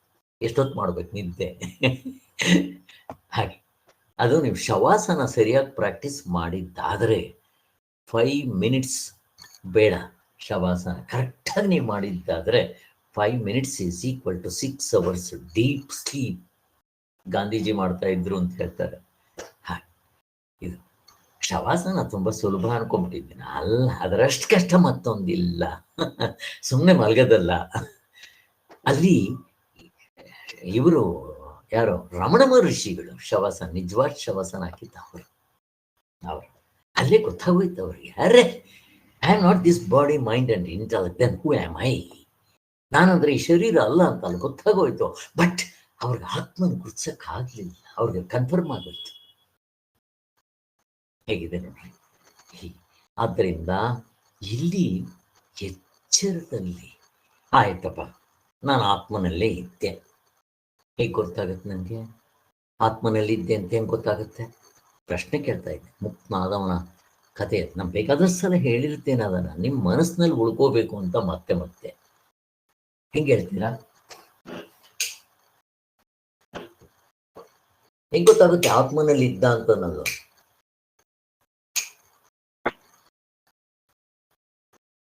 ಕಾಮ ಕ್ರೋಧ ಎಲ್ಲ ಕಿಂಚಿತ್ತೂ ಇರೋದಿಲ್ಲ. ಕರೆಕ್ಟ್, ಇರಬಾರ್ದು. ಏನದು ಮೊದಲು ಇತ್ತು, ಆಮೇಲೆ ಹೋಯ್ತಾ? ಕಾಮ ಕ್ರೋಧ ಲೋಭ ಮೋಹ ಮದ ಮಾತ್ಸರ್ಯಗಳು ಎಂದೆಂದಿಗೂ ಇರ್ಲಿಲ್ಲ ಅಂತ. ದೃಷ್ಟಾಂತ ಕೊಡ್ರಿ, ಒಂದು ಎಕ್ಸಾಂಪಲ್ ಸ್ಪಷ್ಟವಾಗಿ. ಹಗ್ಗ ಹಾವು ಅಂತ ತಿಳ್ಕೊಂಡಿದ್ದಾಗೂ ಹಗ್ಗ ಇರ್ಲೇ ಇರ್ಲಿಲ್ಲ ಅಲ್ಲಿ. ಆ ಹಗ್ಗನೇ ಇದ್ದಿದ್ದು, ಹಾವು ಎಂದೆಂದೂ ಇರ್ಲಿಲ್ಲ. ತಿಳ್ಕೊಂಡಿದ್ದಾಗೂ ಇರ್ಲಿಲ್ಲ, ತಿಳ್ಕೊಂಡಾಗೂ ಇಲ್ಲ, ಆಮೇಲೂ ಇಲ್ಲ. ನನಗೆ ಮಾತ್ರನಾ? ಬೇರೆಯವ್ರಿಗೆ? ನನಗಿಲ್ಲ, ಯಾರ್ಯಾರಿಗೂ ಇಲ್ಲ. ಆತ್ಮನೇ ಇರೋದು. ಯಾರು ಏನೇನು ಪ್ರಪಂಚ ಶರೀರ ಏನ್ ತಪ್ಪು ತಿಳ್ಕೊಂಡಿದ್ರು ಆತ್ಮನೇ ಇರೋದು. ಈಗ ಗೊತ್ತಾಗ್ಬೇಕು ನೋಡ್ರಿ, ಅವನು ಗೊತ್ತಾಗತ್ತೆ. ಯಾರು 1 ಸೆಕೆಂಡ್ ಆಗ್ಲಿ ಎಚ್ಚರದಲ್ಲಿ ಮನಸ್ಸನ್ನ ಬಿಟ್ಟು ಆತ್ಮನಾಗಿ ಉಳ್ಕೊಂಡ್ರೆ ಈ ಅನುಭವ ಎತ್ಕೊಂಡ್ಬರ್ಬೇಕು. ಬರುವಾಗ ಎದ್ದ ಮೇಲೆ, ಅಂದ್ರೆ ನಿದ್ದೆಯಿಂದ ಎದ್ಮೇಲಲ್ಲ, ಅವನ ಈ ಒಂದು ಇದನ್ನು ಸಮಾಧಿ ಅಂತ ಕರೀತಾರೆ ಶಾಸ್ತ್ರದಲ್ಲಿ. ಸಮಾಧಿ ಅಂತಂದ್ರೆ ಏನು? ಸ್ವಾಮಿಗಳು ಹೇಳ್ತಾರೆ, ನಿಜವಾದ ಸಮಾಧಿ ಅಂದ್ರೆ ಆತ್ಮನಿಗೆ ಸಮಾಧಿ ಅಂತ ಹೇಳೋದು. ಆತ್ಮನಿಗೆ ಇನ್ನೊಂದು ಹೆಸರು ಸಮಾಧಿ. ಸಮಾಧಿ ಅಂದರೆ ಸಿದ್ಧಿಪದ್ಧಿ ಅಲ್ಲ, ಆ ಸಮಾಧಿ ಅಲ್ಲ. ಆ ಸಮಾಧಿ ಈಕ್ವಲ್ ಟು ನಿದ್ದೆ. ಸಮಾಧಿ, ಸಾಯೋದು, ಮಹಾಪ್ರಳಯ, ಅದೃಶ್ಯ ಪ್ರಪಂಚ ಎಲ್ಲವೂ ಒಂದೇ. ಇಷ್ಟು ಕೂಡ ಸಾಯೋದು ಎಲ್ಲವೂ ಅದು ತಗೊಂಡೋಗ್ಬಿಡ್ತಾರೆ. ಮತ್ತೆ ಇದು ಮತ್ತಿನ್ನೇನಾಗುತ್ತೆ, ಅವನು ಬಂದಾಗ ಏನು ಎತ್ಕೊಂಡ್ಬರ್ತಾನೆ? ಅಕಸ್ಮಾತ್ ಆತ್ಮನಲ್ಲಿ ಮುಳುಗಿ 1 ಸೆಕೆಂಡ್ ಎದ್ದು ಬಂದ್ರೆ ಆಮೇಲೆ ಆನಂದ ಸರ್, ಆನಂದ ಆನಂದ ಆನಂದ ಎತ್ಕೊಂಡ್ ಬರ್ಬೇಕು, ಗೊತ್ತಾಗ್ಬೇಕು ಅವನಿಗೆ. ಆನಂದ ಎತ್ಕೊಂಡ್ ಬರ್ತಾನ ಅವನು. ಇದಕ್ಕೆ ಒಂದು ದೃಷ್ಟಾಂತ ಕೊಡ್ರಿ, ಹೆಂಗೆ ಎತ್ಕೊಂಡ್ ಬರ್ತಾನೆ ಅಂತ. ಅದು ಎಮ್ಮೆ ಕೊಳಚೆ ನೀರಲ್ಲಿ ಇದ್ರೂ ತೊಡ್ಕೊಂಡು ಬರುತ್ತಲ್ಲ, ಹಾಗೆ ಅದೇ ನಾವು ಸ್ನಾನ ಮಾಡ್ಕೊಂಡು ಬಂದ್ರೆ ತುಡುಕ್ತಾ ಇರುತ್ತಲ್ಲ ನೀರು, ಆ ಅನುಭವ ಆ ತರದಲ್ಲಿ ಬರ್ಬೇಕು. ನೋಡ್ರಿ, ಸ್ನಾನ ಮಾಡಿದ ತಕ್ಷಣ ತೊಟ್ಟಿಗ್ತಾ ಇರುತ್ತ ನಿಮ್ಗೆ. ಇಲ್ಲಿ ಅಮೃತದ ಕೊಳದಲ್ಲಿ ಮುಳುಗಿದಾಗ ನೀವು ಆನಂದವನ್ನ ಎತ್ಕೊಂಡ್ ಬರ್ತೀರ, ಅವನಿಗೆ ಅನುಭವ ಗೊತ್ತಾಗುತ್ತೆ. ಅದಾಗ್ಬೇಕು.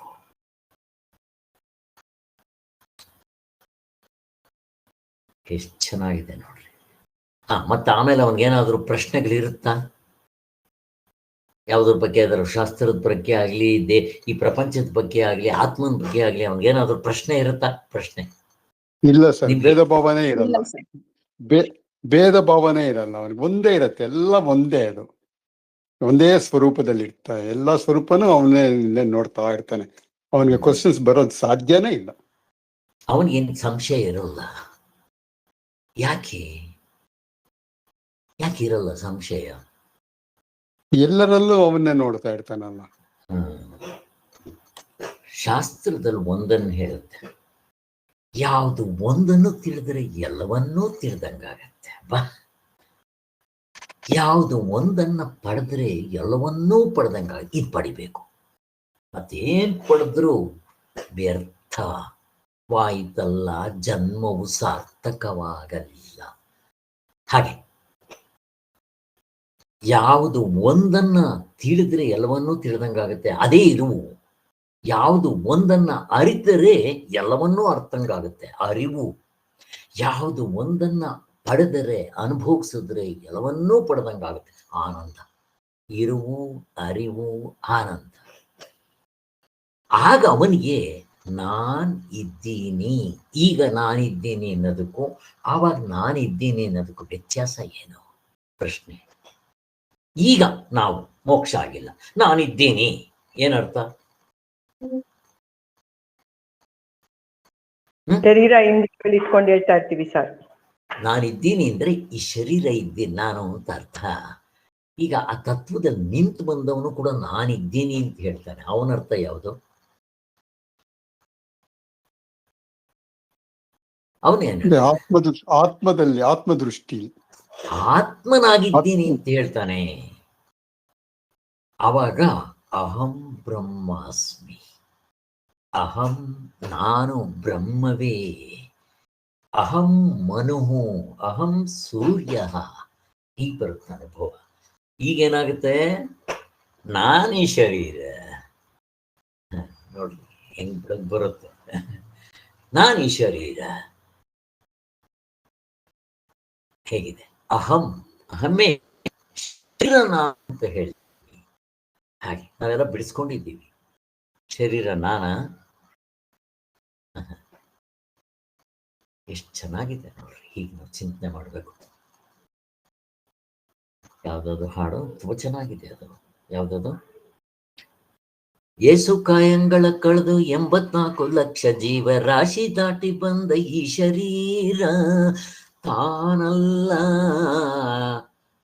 ನನ್ನದಲ್ಲ, ನಾನಲ್ಲ, ತಾನಲ್ಲ, ನಾನಲ್ಲ. ತಾನಲ್ಲ ಅಂದ್ರೆ ಇದು ಆತ್ಮನೂ ಅಲ್ಲ, ನಾನು ಅಂತಂದ್ರೆ ಈ ಶರೀರ ನಾನೂ ಅಲ್ಲ. ಆತ್ಮನ ದೃಷ್ಟಿಯಿಂದ ಇದು ನಾನ ಅಲ್ಲ. ಹೋಗ್ಲಿ, ತಾನಲ್ಲ ಅಂತಂದ್ರೆ ಈ ಶರೀರ ಆತ್ಮ ಅಂತ ಕರಿತೀರೇನೋ? ಹೆಂಗ್ ಬೇಕಾದ್ ತಗೋಬಹುದು. ತಾನಲ್ಲ, ನಾನಲ್ಲ. ಹಾಗೆ ಮತ್ತಿದೇನು ನನ್ನದು, ಕನ್ನಡಕ ನನ್ನದು, ಚಪ್ಪಲಿ ನಂದು, ಹೆಂಡತಿ ಮಕ್ಕಳು ನಂದು, ಶರೀರ ನಂದು, ಮುಗಿದೋಯ್ತು. ಹೇಗಿದೆ ನೋಡಿ, ಹಿಂಗೆ ತಗೋಬೇಕಾಗಿತ್ತು. ಅವನ ಅನುಭವ ಹಾಗೆ ಬರುತ್ತೆ. ಅದಕ್ಕೆ ಅದನ್ನು ಅವನ ಅಹಂ ಬ್ರಹ್ಮಾಸ್ಮಿ, ನಾನು ಬ್ರಹ್ಮ ಅಂತ ಗೊತ್ತಾಗುತ್ತೆ. ಈಗ ಈ ಶರೀರವನ್ನು ನಾನು ಅಂತಾನೆ, ಯಾವುದು ತಾನಲ್ವೋ ಅದನ್ನು ನಾನು ಅಂತಾನೆ. ಎಷ್ಟು ವ್ಯತ್ಯಾಸ ಐತೆ ನೋಡ್ರಿ. ಆನಂದ ಎತ್ಕೊಂಡ್ಬರ್ತಾನೆ. ಇನ್ನು ಅವನ ಪ್ರಶ್ನೆ ಇರಲ್ಲ. ಮತ್ತೆ ಸಾಧನೆ ಮಾಡ್ಬೇಕಾ? ಅದಾದ್ಮೇಲೆ ಸಾಧನೆ ಮಾಡ್ಬೇಕಾ? ಇಲ್ಲ ಸರ್, ಏನು ಮಾಡ್ಬೇಕಾಗಿಲ್ಲ ಸರ್. ಅಕಸ್ಮಾತ್ ಮರ್ತೋಗ್ಬಿಟ್ರೆ, ಈಗ ನಾವು ಓದಿರ್ತೀವಿ, ಎಷ್ಟೊಂದು ಮರ್ತೋಗ್ತಾ ಇರುತ್ತೆ, ಆಮೇಲೆ ಓದ್ಬೇಕಾಗುತ್ತೆ. ಅಥವಾ ಮರ್ತೋಗ್ತೀವಿ, ಮತ್ ಮೆಲ್ಕಾಗ್ತಾ ಇರೋದು, ಅಥವಾ ಜಪ ಮಾಡ್ಬೇಕಾ? ಮಾಡಿ ಪಡೆಯೋದಲ್ಲ ಸರ್, ಇದು ನಿತ್ಯ ಸಿದ್ಧನಾಗಿರುವಂತ ಆತ್ಮಸ್ವರೂಪನ ತಿಳ್ಕೊಳೋದು ಸರ್, ಮಾಡೋದಲ್ಲ ಸರ್ ಇಲ್ಲಿ. ಕರೆಕ್ಟು. ಇದಕ್ಕೆ ನಮ್ಗೆ ಅರ್ಥ ಆಗೋದಿಲ್ಲ. ನಾವು ಅಲ್ಲಿ ತತ್ವದಲ್ಲಿ ನಿಂತಿರಲ್ಲ. ದೃಷ್ಟಾಂತ ಕೊಡ್ರಿ, ದೃಷ್ಟಾಂತ ಕಂಪೇರ್ ಮಾಡ್ಕೊತಾ ಇರಬೇಕು. ಅದು ಆ ದೃಷ್ಟಾಂತಿಕ ಹಿಂಗೆ ಅಂತ ನಮ್ಗೆ ಪಕ್ಕ ಆಗ್ಬೇಕು ಮನಸ್ಸಿನಲ್ಲಿ. ಏನು ದೃಷ್ಟಾಂತ ಏನಿದೆ? ಚಿನ್ನವೇ ಒಡವೆಯಾಗಿ ತೋರ್ತಾ ಇದೆ. ಒಡವೆ ಚಿನ್ನಕ್ಕಿಂತ ಬೇರೆ ಅಲ್ಲ, ಕಾರಣಕ್ಕಿಂತ ಬೇರೆ ಅಲ್ಲ. ಕಾರಣವೇ ಇರೋದು ಸತ್ಯ, ಕಾರ್ಯ ಸತ್ಯ ಅಲ್ಲ. ಕಾಶಿ ರಾಜ್ಕುಮಾರ ಅದಲ್ಲ ನನ್ನ ಪ್ರಶ್ನೆ. ಅದಲ್ಲ ನನ್ನ ಪ್ರಶ್ನೆ. ಕಂಡುಕೊಂಡ ಮೇಲೂ ತಿರ್ಗಾ ಸಾಧನೆ ಮಾಡ್ಬೇಕಾ ಅಂತ ನನ್ನ ಪ್ರಶ್ನೆ. ಅದಕ್ಕೆ ದೃಷ್ಟಾಂತ ಕೇಳ್ತಾ ಇದೆ. ಹಾವು ಹಗ್ಗ, ಯಾರಾದ್ರೂ ಎಕ್ಸ್ಪ್ಲೈನ್ ಮಾಡಿ. ಹಾವಲ್ಲ ಹಗ್ಗ ಅಂತ ಏನಾದ್ರು ಜಪ ಮಾಡ್ಬೇಕಾಗಿದೆಯಾ ಸರ್? ಹಾವು ಅಂತ ನೋಡಿದ್ಮೇಲೆ ಆಗೋಯ್ತು ಅಷ್ಟೇ. ಹಗ್ಗ ಅಂತ ಗೊತ್ತಾದ ಮೇಲೆ ಜಪ ಮಾಡ್ಬೇಕಾ? ಹಗ್ಗ ಅಂತ ಗೊತ್ತಾಯ್ತಪ್ಪ, ನೆಕ್ಸ್ಟ್ ಏನ್ ಮಾಡ್ಬೇಕು ಸ್ವಾಮಿ? ತಿರ್ಗಾ ಹಾವು ಬಂದು ಕಚ್ಚಿದ್ರೆ ಸುಟ್ಟಾಕ್ಬೇಕೇನೋ, ಇಲ್ಲ ಜಪ ಮಾಡ್ಬೇಕೇನೋ? ಹಗ್ಗ ಅಂತ ಗೊತ್ತಾದ್ಮೇಲೆ ಇನ್ ಯಾವತ್ತು ಎಂದೆಂದು ಇಲ್ಲ, ಮತ್ತೇನ್ ಸಾಧನೆ ಮಾಡ್ಬೇಕು? ಏನ್ ಮಾಡ್ಬೇಕು? ತಿರ್ಗಾ ಮಾಡೋದ್ ಮಣ್ಣು ಏನಿದೆ? ಯಾಕಿಲ್ಲ ಹೇಳ್ರಿ? ಮಾಡೋದೇನಿಲ್ಲ ಯಾಕೆ? ಇಲ್ಲಿ ಯಾಕಿಲ್ಲ? ಅಲ್ಲಿರ್ಬೋದು. ನೀವು ಅಕಸ್ಮಾತು ಈ ಒಂದು ನಿಮ್ಮ ಹಿತ್ಲಲ್ಲಿ ಹಗ್ಗ ಅಂತ ಗೊತ್ತಾದ್ಮೇಲೆ ಅಲ್ಲಿ ಆಗ್ಬೋದು. ತಿರ್ಗಾ ಬೇರೆ ಕಡೆ ಟೋಪಿ ಬೀಳಲ್ವಾ? ಪ್ರಶ್ನೆ ಕೇಳ್ತಾ ಇದ್ದೀನಿ ದೃಷ್ಟಾಂತದಲ್ಲಿ.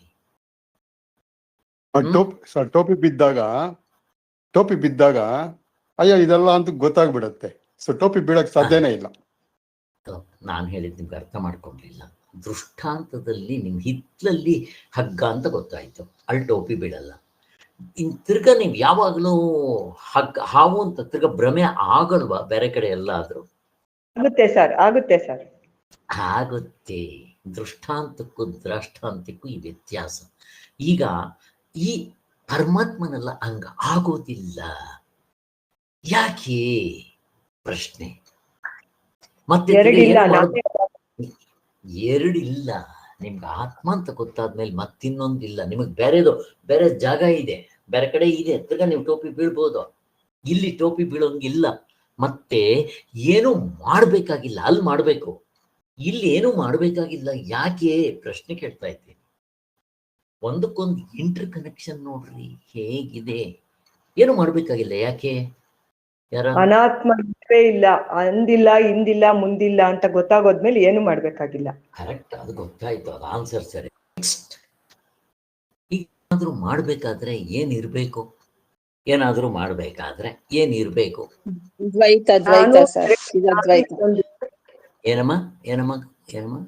ಯಾರು ಹೇಳಿದ್ರಿ? ಕಲ್ಪನೆ ಏನೋ ಹೇಳಿದ್ರಿ, ಹೇಳಿಮ್ಮ. ಸರ್, ಇದು ಅದ್ವೈತ ಆದ್ರಿಂದ ಏನು ಇದ್ ಮಾಡ್ಬೇಕಾಗಿಲ್ಲ. ದ್ವೈತದಲ್ಲಿದ್ರೆ ನಾವ್ ಇದ್ ಮಾಡ್ಬೇಕು. ಕರೆಕ್ಟು. ಆದ್ರೆ ಇವಾಗ ದ್ವೈತದಲ್ಲಿ ತಾನೇ ನಾವಿರೋದು. ಕರ್ತೃತ್ವ ಇದೆಯಾ? ಆತ್ಮನ್ ಕಂಡಿದ ತಕ್ಷಣ ನಿಮ್ಗೆ ಕರ್ತೃತ್ವ ಇರುತ್ತಾ? ಪ್ರಶ್ನೆ. ಇಲ್ಲ ಸರ್, ಇಲ್ಲ. ಅದು ಹಿಡ್ಕೊಳ್ರಿ. ಕರ್ತೃತ್ವ ಇರೋಲ್ಲ. ಕರ್ತೃತ್ವ ಇಲ್ಲದೆ ಇದ್ಮೇಲೆ ಭೋಕ್ತೃತ್ವ ಇರುತ್ತಾ? ಇಲ್ಲ ಸರ್, ತ್ರಿಪುಟಿ ಇರಲ್ಲ. ತ್ರಿಪುಟಿಗಿಲ್ಲ ಕರ್ತೃತ್ವ. ಹೇಗಿದೆ ನೋಡ್ರಿ. ನೀವು ಆತ್ಮನ್ ಕಂಡಿದ ತಕ್ಷಣ ಸರಿಯಾದ ಜ್ಞಾನ, ಅಲ್ಲಿ ಅವಿದ್ಯೆ ಇಲ್ಲ. ಅವಿದ್ಯೆ ಅಂದ್ರೇನು? Wrong knowledge. ವಿದ್ಯೆ ಅಂತಂದ್ರೆ ಏನು? Right knowledge. ನಿಮ್ಗೆ ಹಗ್ಗ ಅಂತ ಗೊತ್ತಾದಾಗ ರೈಟ್ ನಾಲೆಡ್ಜ್. ಅದು ಮತ್ತೆ ಇನ್ನೆಲ್ಲಾದ್ರೂ ಬೇರೆ ಕಡೆ ಟೋಪಿ ಬೀಳ್ಬಹುದು, ಬಟ್ ಇಲ್ಲಿ ಸಾಧ್ಯ ಇಲ್ಲ. ಯಾಕೆ ಅಂತಂದ್ರೆ ಅಲ್ಲಿ ಕರ್ತೃತ್ವ ಭೋಕ್ತೃತ್ವ ಇರುತ್ತೆ ನಿಮ್ಗೆ. ಒಂದು. ಎರಡನೇದು, ಕಾಲ ದೇಶ ಇರುತ್ತೆ. ಇಲ್ಲ, ಆತ್ಮನ್ ಕಂಡಿದ ತಕ್ಷಣ ಆತ್ಮನಲ್ಲಿ ಕಾಲ ದೇಶ ಬೇರೆ ವಸ್ತು ಇಲ್ಲ, ಅದರ ಜೊತೆ ಕರ್ತೃತ್ವ ಭೋಕ್ತೃತ್ವ ಇಲ್ಲ. ಆತ್ಮನ್ ಕಂಡಿದ ತಕ್ಷಣ ಕರ್ತೃತ್ವ ಭೋಕ್ತೃತ್ವ ಇಲ್ಲ. ಅದಕ್ಕೆ ನೀವು ಇನ್ನೇನೋ ಅನುಭವಿಸಿ ಆನಂದ ಪಡಬೇಕು, ಕ್ವಶ್ಚನ್ನೇ ಇಲ್ಲ. ನೀವೇ ಆತ್ಮನಾಗಿದ್ದೀರಾ, ಅದೇ ಆನಂದ ಸ್ವರೂಪ. ಮತ್ತೆ ಇನ್ನೆಲ್ಲಿ ಹುಡ್ಕಕ್ ಹೋಗ್ಬೇಕು ನೀವು? ನೀವೇ ಆತ್ಮನಾಗಿದ್ದೀರಾ, ಅದೇ ಆನಂದ ಸ್ವರೂಪ. ಅದರ ಜೊತೆಗೆ ಕರ್ತೃತ್ವ ಭೋಕ್ತೃತ್ವ ಇಲ್ಲ. ಕರ್ತೃತ್ವ ಅಂದ್ರೆ ಇದು ಮಾಡಬೇಕು ಅಂತ, ಅದಕ್ಕೆ ಏನು ಮಾಡಬೇಕಾಗಿಲ್ಲ ಅಂತ ಹೇಳಿದ್ದು. ಇನ್ನೇನಾದ್ರೂ ಮಾಡ್ಬೇಕಂತ ಕೇಳಿದ್ರೆ ಮಾಡೋನೇ ಇಲ್ವಲ್ಲ. ಈಗ ಇದ್ದಾನೆ ಮಾಡೋನು. ಎಲ್ಲಿ? ಹಾವು ಹಗ್ಗದಲ್ಲಿ ಮಾಡೋನು ಇದ್ದಾನೆ. ಯಾರು? ಅವನ ಕರ್ತೃತ್ವ ಭೋಕ್ತೃತ್ವ ಹೋಗಲ್ಲ. ನೀವು ಹಗ್ಗ ಅಂತ ತಿಳಿದಿದ ತಕ್ಷಣ ಹಾವಲ್ಲ ಅಂತ ಗೊತ್ತಾಗುತ್ತೆ ಅಷ್ಟೇ. ನಿಮ್ಮ ಕರ್ತೃತ್ವ ಭೋಕ್ತೃತ್ವ ಹೋಗಲ್ಲ. ಇಲ್ಲಿ ನೀವು ಆತ್ಮ ತಿಳ್ಕೊಂಡಿದ ತಕ್ಷಣ ಕರ್ತೃತ್ವ ಭೋಕ್ತೃತ್ವ ಇರಲ್ಲ. ಅಂದ್ರೆ ಮಾಡೋನಿಲ್ಲ. ಮಾಡೋನಂದ್ರೆ ಯಾರು? ಯಾರು ಮಾಡೋನು? ವ್ಯವಹಾರದಲ್ಲಿ, ಎಚ್ಚರದಲ್ಲಿ, ಕನಸಿನಲ್ಲಿ ಮಾಡೋನು ಯಾರು? ಈ ಡೂಪ್ಲಿಕೇಟ್ ಐ, ಈ ಶರೀರ ಡೂಪ್ಲಿಕೇಟ್ ಐ. ಹೇಗಿದೆ ನೋಡ್ಲಿ, ಗೊತ್ತಾಗ್ಬಿಡುತ್ತೆ. ಹಾವು ಎಂದು ಇಲ್ಲ ಅಂತ ಗೊತ್ತಾಗ್ಬಿಡುತ್ತೆ. ಈ ಶರೀರ ಎಂದೆಂದು ಇಲ್ಲ ಅಂತಂದ್ಮೇಲೆ ಆತ್ಮನ ಕರ್ತೃತ್ವ ಭೋಕ್ತೃತ್ವ ಎಲ್ಲಿದೆ? ಅಲ್ಲಿಗೆ ಯಾವಾಗ ಜ್ಞಾನ ಆಯ್ತೋ, ರೈಟ್ ನಾಲೆಡ್ಜ್ ಆಯ್ತೋ, ಅದ್ರ ಹಿಂದೆ ನೆಕ್ಸ್ಟ್ ಏನಾಗುತ್ತೆ? ರೈಟ್ ನಾಲೆಡ್ಜ್ ಆಗಿದ ತಕ್ಷಣ ಅದರಿಂದ ಏನಾಯ್ತು? ಅಧ್ಯಾಸ ಇಲ್ಲ, ಕಾಮ ಇಲ್ಲ. ಅಧ್ಯಾಸ ಇಲ್ಲ. ಅಧ್ಯಾಸ ಇಲ್ಲ ಅಂದ್ರೆ ಏನಾಯ್ತಲ್ಲಿ? ಕಾಮ ಇಲ್ಲ, ಕ್ರಿಯೆ ಇಲ್ಲ. ನೀವು ಮುಂದಕ್ಕೆ ಹೋಗ್ತಾ ಇದ್ದೀರಿ, ನಾನು ಹಿಂದಕ್ಕೆ ಹೋಗ್ತಾ ಇದ್ದೀನಿ. ಅಧ್ಯಾಸ ಇಲ್ಲ ಅಂದ್ರೆ ಅಲ್ಲಿ ಏನಾಗ್ಬೇಕು ಅದನ್ನ ಹೇಳಿ. ರೈಟ್ ನಾಲೆಡ್ಜ್ ಬಂತು ಸರ್. ಆಗೋಯ್ತು. ಅಧ್ಯಾಸದಲ್ಲಿ ಏನಾಗುತ್ತೆ ಹೇಳ್ರಪ್ಪ? ಅಧ್ಯಾಸದಲ್ಲಿ ಏನಾಗುತ್ತೆ? ಕರ್ಮಕ್ಕೆ ಪುಣ್ಯ ಫಲಗಳಿರಲ್ಲ. ಅಧ್ಯಾಸದಲ್ಲಿ ಏನಾಗುತ್ತೆ? ಈಗ ನಾನು ಕಲಬೆರಕೆ ಮಾಡ್ಕೊಂಡಿದ್ದ, ಅದಿಲ್ಲ. ಕಲಬೆರಕೆ ಚೆನ್ನಾಗಿ ಜ್ಞಾಪಕ ಇಟ್ಕೊಳ್ರಿ. ಅಧ್ಯಾಸ ಅಂದ್ರೆ ಎರಡು, ಕಲಬೆರಕೆ ಯಾವ್ಯಾವ್ದ್ರ ಕಲಬೆರಕೆ? ಆತ್ಮ ಅನಾತ್ಮ ಕಲಬೆರಕೆ. ಯಾವಾಗ ನೋಡ್ರಿ, ಗಾಢ ನಿದ್ರೆಯಲ್ಲಿ ಬರ್ರಿ ಆತ್ಮ, ಕರೆಕ್ಟ್ ತಾನೆ? ಅಲ್ಲಿ ಕಲಬೆರಕೆ ಇಲ್ಲ. ಬಟ್ ನಾವಲ್ಲಿ ಮುಕ್ತರ ಆಗೋದಿಲ್ಲ, ಅದು ಬಂದ್ರೆ ಕಷ್ಟ. ಅದಕ್ಕೆ ನಾವು ಗಾಢ ನಿದ್ರೆ ನೋಡ್ಕೋಬೇಕು. ಆಮೇಲೆ ಎಚ್ಚರಕ್ಕೆ ಬಂದಿದ ತಕ್ಷಣ ಏನಾಯ್ತು? ಪ್ರಶ್ನೆ ಕೇಳ್ತಾ ಅಂತ.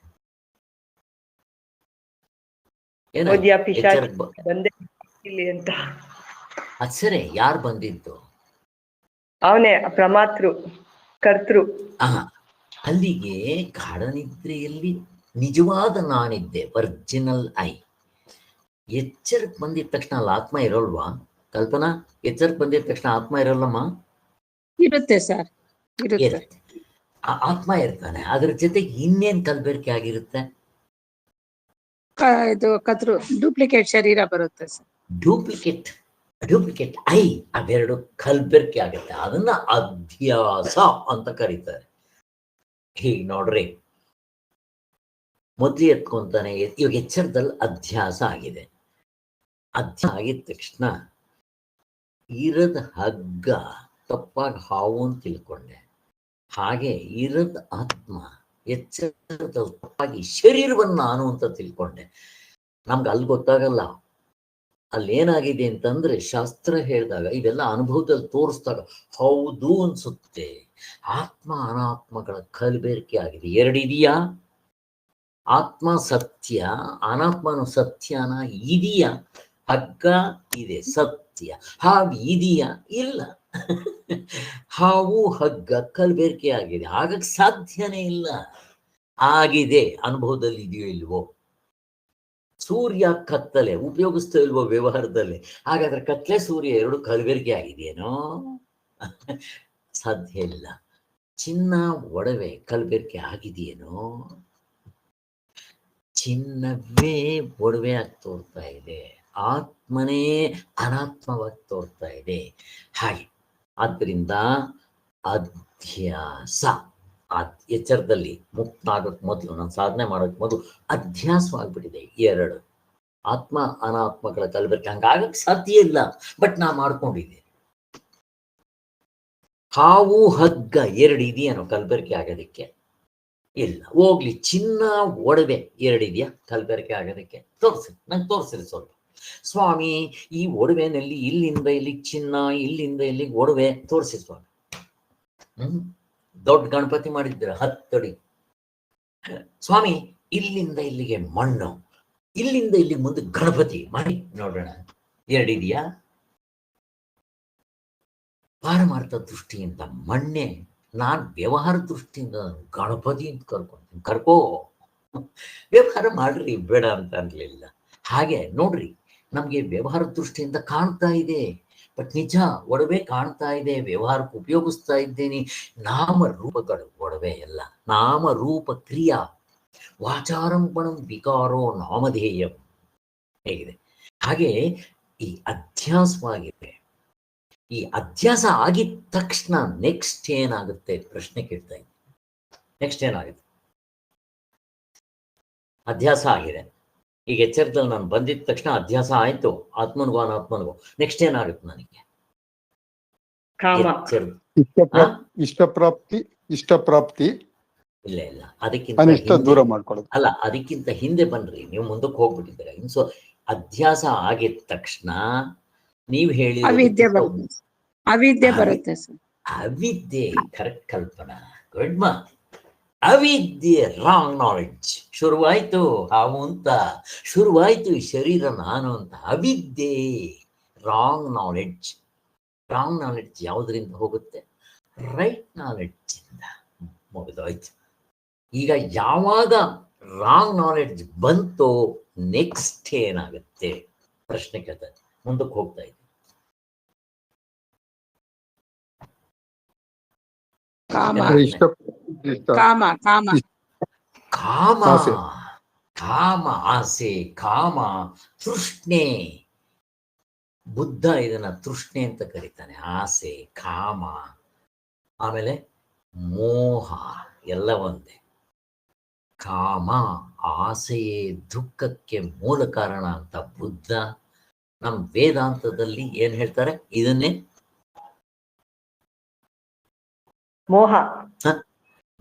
ಮೋಹದಿಂದ ಹೇಳಿ. ಅರ್ಜುನನಿಗೆ ಶೋಕ ಮೋಹಗಳು ಬಂತಲ್ಲ ಸರ್? ಅದೇ ಮೋಹದಿಂದ ಏನು? ಶೋಕ. ಹಾಗಿಟ್ಕೋಬೇಕು. ಮೋಹದಿಂದ ಶೋಕ, ಆಸೆಯಿಂದ ದುಃಖ. ಹೇಗಿದೆ ಮೋಹ? ಇಲ್ಲಿ ನನಗೆ ಯಾವುದರ ಮೋಹ? ಕಲಬೆರಕೆ ಆಗಿದೆ, ರಾಂಗ್ ನಾಲೆಡ್ಜ್ ಆಯ್ತು. ಈಗ ಅದಾಗಿದ್ದಕ್ಕೆ ಹೆಸರು ಮೋಹ ಅಂತ ಕರಿತೀವಿ. ಯಾವುದ್ರ ಮೇಲೆ ಮೋಹ? ನನಗೆ ಇಲ್ಲಿ ಈ ಶರೀರಕ್ಕೆ ಯಾವ್ದು ಬಿಟ್ಬಿಟ್ರೆ ಬೇರೆಯವ್ರದ್ದು. ಸೀತೆಗೆ ಜಿಂಕೆ ಮೇಲೆ ಮೋಹ, ದುರ್ಯೋಧನಿಗೆ ರಾಜ್ಯದ ಮೇಲೆ ಮೋಹ, ಮತ್ತೆ ಅವರ ಅಪ್ಪನಿಗೆ ಮಗನ ಮೇಲೆ ಮೋಹ, ಹಾಗೆ ಭರ್ತನಿಗೆ ರಾಮನ ಮೇಲೆ ಮೋಹ, ದಶರಥನಿಗೆ ರಾಮನ ಮೇಲೆ ಮೋಹ, ಅಲ್ಲ ಭರ್ತನಿಗೆ ಧರ್ಮದ ಮೇಲೆ ಮೋಹ. ಹೇಗಿದೆ? ಹಾಗೆ ಒಬ್ಬೊಬ್ರಿಗೆ ಒಂದೊಂಥರ ಮೋಹ. ಸೀತೆಗೆ ಜಿಂಕೆ ಮೇಲೆ ಮೋಹ. ಏನಾಯ್ತು? 1 ವರ್ಷಗಳ ಕಾಲ ಕಷ್ಟ ಅನುಭವಿಸ್ಬೇಕಾಯ್ತು.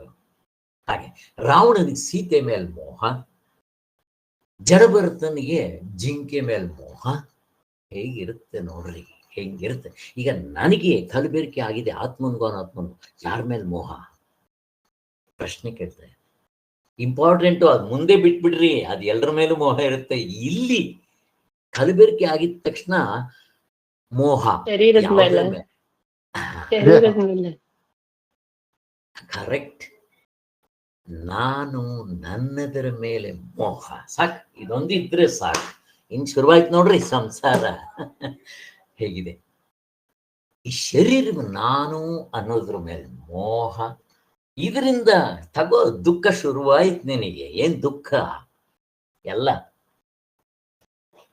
ನೆಕ್ಸ್ಟ್ ಏನ್ ಸ್ಟಾರ್ಟ್ ಆಗುತ್ತೆ? ಏನ್ ದುಃಖ ಅಂತ. ಈ ಶರೀರದಲ್ಲಿ ಮೋಹ ನನಗೆ ಶುರುವಾಗಿತ್ತು, ಹೆಂಡತಿ ಮಕ್ಕಳ ಮೋಹ ಆಮೇಲೆ. ಅದು ಗೌಣಾತ್ಮ, ಇದು ನಿತ್ಯಾತ್ಮ. ಇದ್ರ ಮೇಲೆ ನನಗೆ ಮೋಹ, ನಾನು ಇದು ನನ್ನ ಮೇಲ್ ಮೋಹ ಫಸ್ಟ್. ಆಮೇಲೆ ಹೆಂಡತಿ ಗಿಂಟಿ ಮಕ್ಕಳು ಮನೆ ಮಠ ಎಲ್ಲ. ಏನಾದ್ರು ಹೆಚ್ಚು ಕಡಿಮೆ ಆಯ್ತು, ಕೊಡು ಡೈವರ್ಸ್ ಹೆಂಡತಿಗೆ. ಇನ್ನೇನಾದ್ರು ಮಕ್ಕಳು ದಯತ ಹಾಕಿ ಕೋರ್ಟ್ಗೆ. ಈ ಮೋಹ ಇವೆಲ್ಲ ಹಾಗೆ. ಆದ್ರಿಂದ ಕಡ್ದಾಕ್, ನಮ್ಗೇನು ದುಃಖ ಕೊಡಂಗಿದಾರೆ ಕಡೆ ಕಡ್ದಾಕ್ಬಿಡು, ಯಾರಪ್ಪಂದೇನೋ. ಹೇಗಿದೆ ನೋಡ್ರಿ. ಅದಕ್ಕೆ ಶರೀರ ನಾನು ನನ್ನದ್ರ ಮೇಲೆ ಮೋಹ. ಯಾವಾಗ ಕಲಬೆರಕೆ ಆಯ್ತು, ಕಲಬೆರಕೆ ಆಗಿದ ತಕ್ಷಣ ಅವಿದ್ಯೆ. ಅವಿದ್ಯೆ ಆಗಿದ ತಕ್ಷಣ ಇಲ್ಲಿ ಕಾಮ. ಕಾಮ ಅಂತಂದ್ರೆ ಇಷ್ಟಾರ್ಥ ತಗೋಬೇಕಪ್ಪ ನಾವು. ಈಗ ಕಾಮ ಆಯ್ತು, ಕಾಮ ಆಗಿದ ತಕ್ಷಣ ನೆಕ್ಸ್ಟ್ ಮುಂದಕ್ಕೇನು? ಕ್ರೋಧ. ಕಾಮ ಆದ್ಮೇಲೆ ಸರಿ ಇರ್ಲಿ, ನಾನು ಇನ್ನು ಕ್ರೋಧಕ್ಕೆ ಹೋಗ್ಲಿಲ್ಲ, ಇರ್ಲಿ ಆಯ್ತು, ಮತ್ತು ತಗೊಂಡ್ಬಿಡ್ರಿ. ಕಾಮ ಆದ್ಮೇಲೆ ಏನು? ಕ್ರೋಧ. ಆಮೇಲೆ ಹೇಳ್ಬಿಡ್ರಿ ಎಲ್ಲ ಹೇಳಿ. ನೆಕ್ಸ್ಟ್ ಮೋಹ ಮದ ಎಷ್ಟಿದೆಯಪ್ಪ ಇವು? 6 ಅರಿಷಡ್ ವರ್ಗ. ಅರಿಷಡ್ ವರ್ಗಗಳು. ಹರಿ ಅಲ್ಲ, ಅರಿ. ಓಕೆ, ಅರಿಷಡ್ ವರ್ಗಗಳು 6 ಇರೋದು ಇವು. 6 ಎಷ್ಟಿದೆ? ಒಂದೊಂದಕ್ಕೆ 100 ಜನ ಮಕ್ಕಳು ಮರಿಮಕ್ಕಳಿದ್ದಾರೆ ಗೊತ್ತಾ? 100 ಜನ ಮರಿಮಕ್ಕಳು. ಅಯ್ಯಪ್ಪ, ಇದು ಹೇಳಕ್ ಬರಲ್ಲ. 6 ಅಂತ ಹೇಳ್ತಾರೆ ಶಾಸ್ತ್ರದಲ್ಲಿ. ಈ 6 ಸಿಂಪ್ಲಿಫೈ ಮಾಡ್ತಾರೆ. ಎಷ್ಟಕ್ಕೆ ತರ್ತಾರೆ?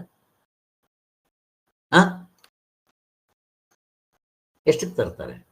ಭಗವದ್ಗೀತೆ 16ನೇ ಅಧ್ಯಾಯ. ಕಾಮ, ಕ್ರೋಧ, ಮೋಹ 3 ತರ್ತಾರೆ.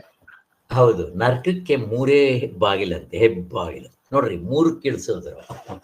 ಬುದ್ಧ ಏನ್ ಮಾಡ್ದ? ಈ 3 ಆಸೆ ಅಷ್ಟೇ ನೋಡ್ರಿ. ಈಗ ಕಲಬೆರಕೆ ಆಗಿದ ತಕ್ಷಣ ಕಾಮ, ಆಸೆ.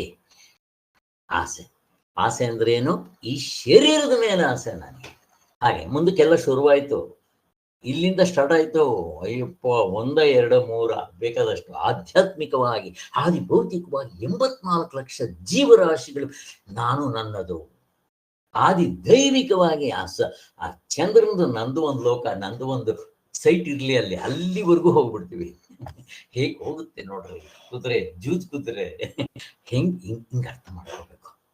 ಸೊ ಅಲ್ಲಿಗೆ ಏನಾಯ್ತು? ಸೊ 6 3 ಇಳಿಸಿದ್ರು. ಕಾಮ ಅಂತ ಇಟ್ಕೊಟ್ರಲ್ಲ, ಕಾಮ. ಈಗ ನಾವು ಇವುಗಳಿಗೆ ವಿರುದ್ಧವಾಗಿರೋದು ಯಾವುದು? ಅರಿಷಡ್ ವರ್ಗಗಳಿಗೆ ವಿರುದ್ಧವಾಗಿರೋದು ಯಾವುದು? ವಿರುದ್ಧವಾಗಿರೋದು? ದೈವಿ ಗುಣಗಳು. ಯಾವುದು ದೈವಿ ಗುಣಗಳು? ಕ್ಷಮ, ಸತ್ಯ, ಆರ್ಜವ. 6 ಇವು 6 ಹೇಳ್ತಾರೆ. 6ರಲ್ಲೇ ಎಲ್ಲ ಬಂದ್ಬಿಡುತ್ತೆ.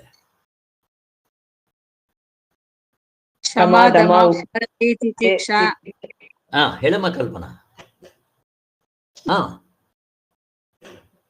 ಹೇಳಿ, ಇನ್ಯಾರಾದ್ರೂ ಸೇರಿಸಿ ಅವ್ರು ಬಿಟ್ಟರು.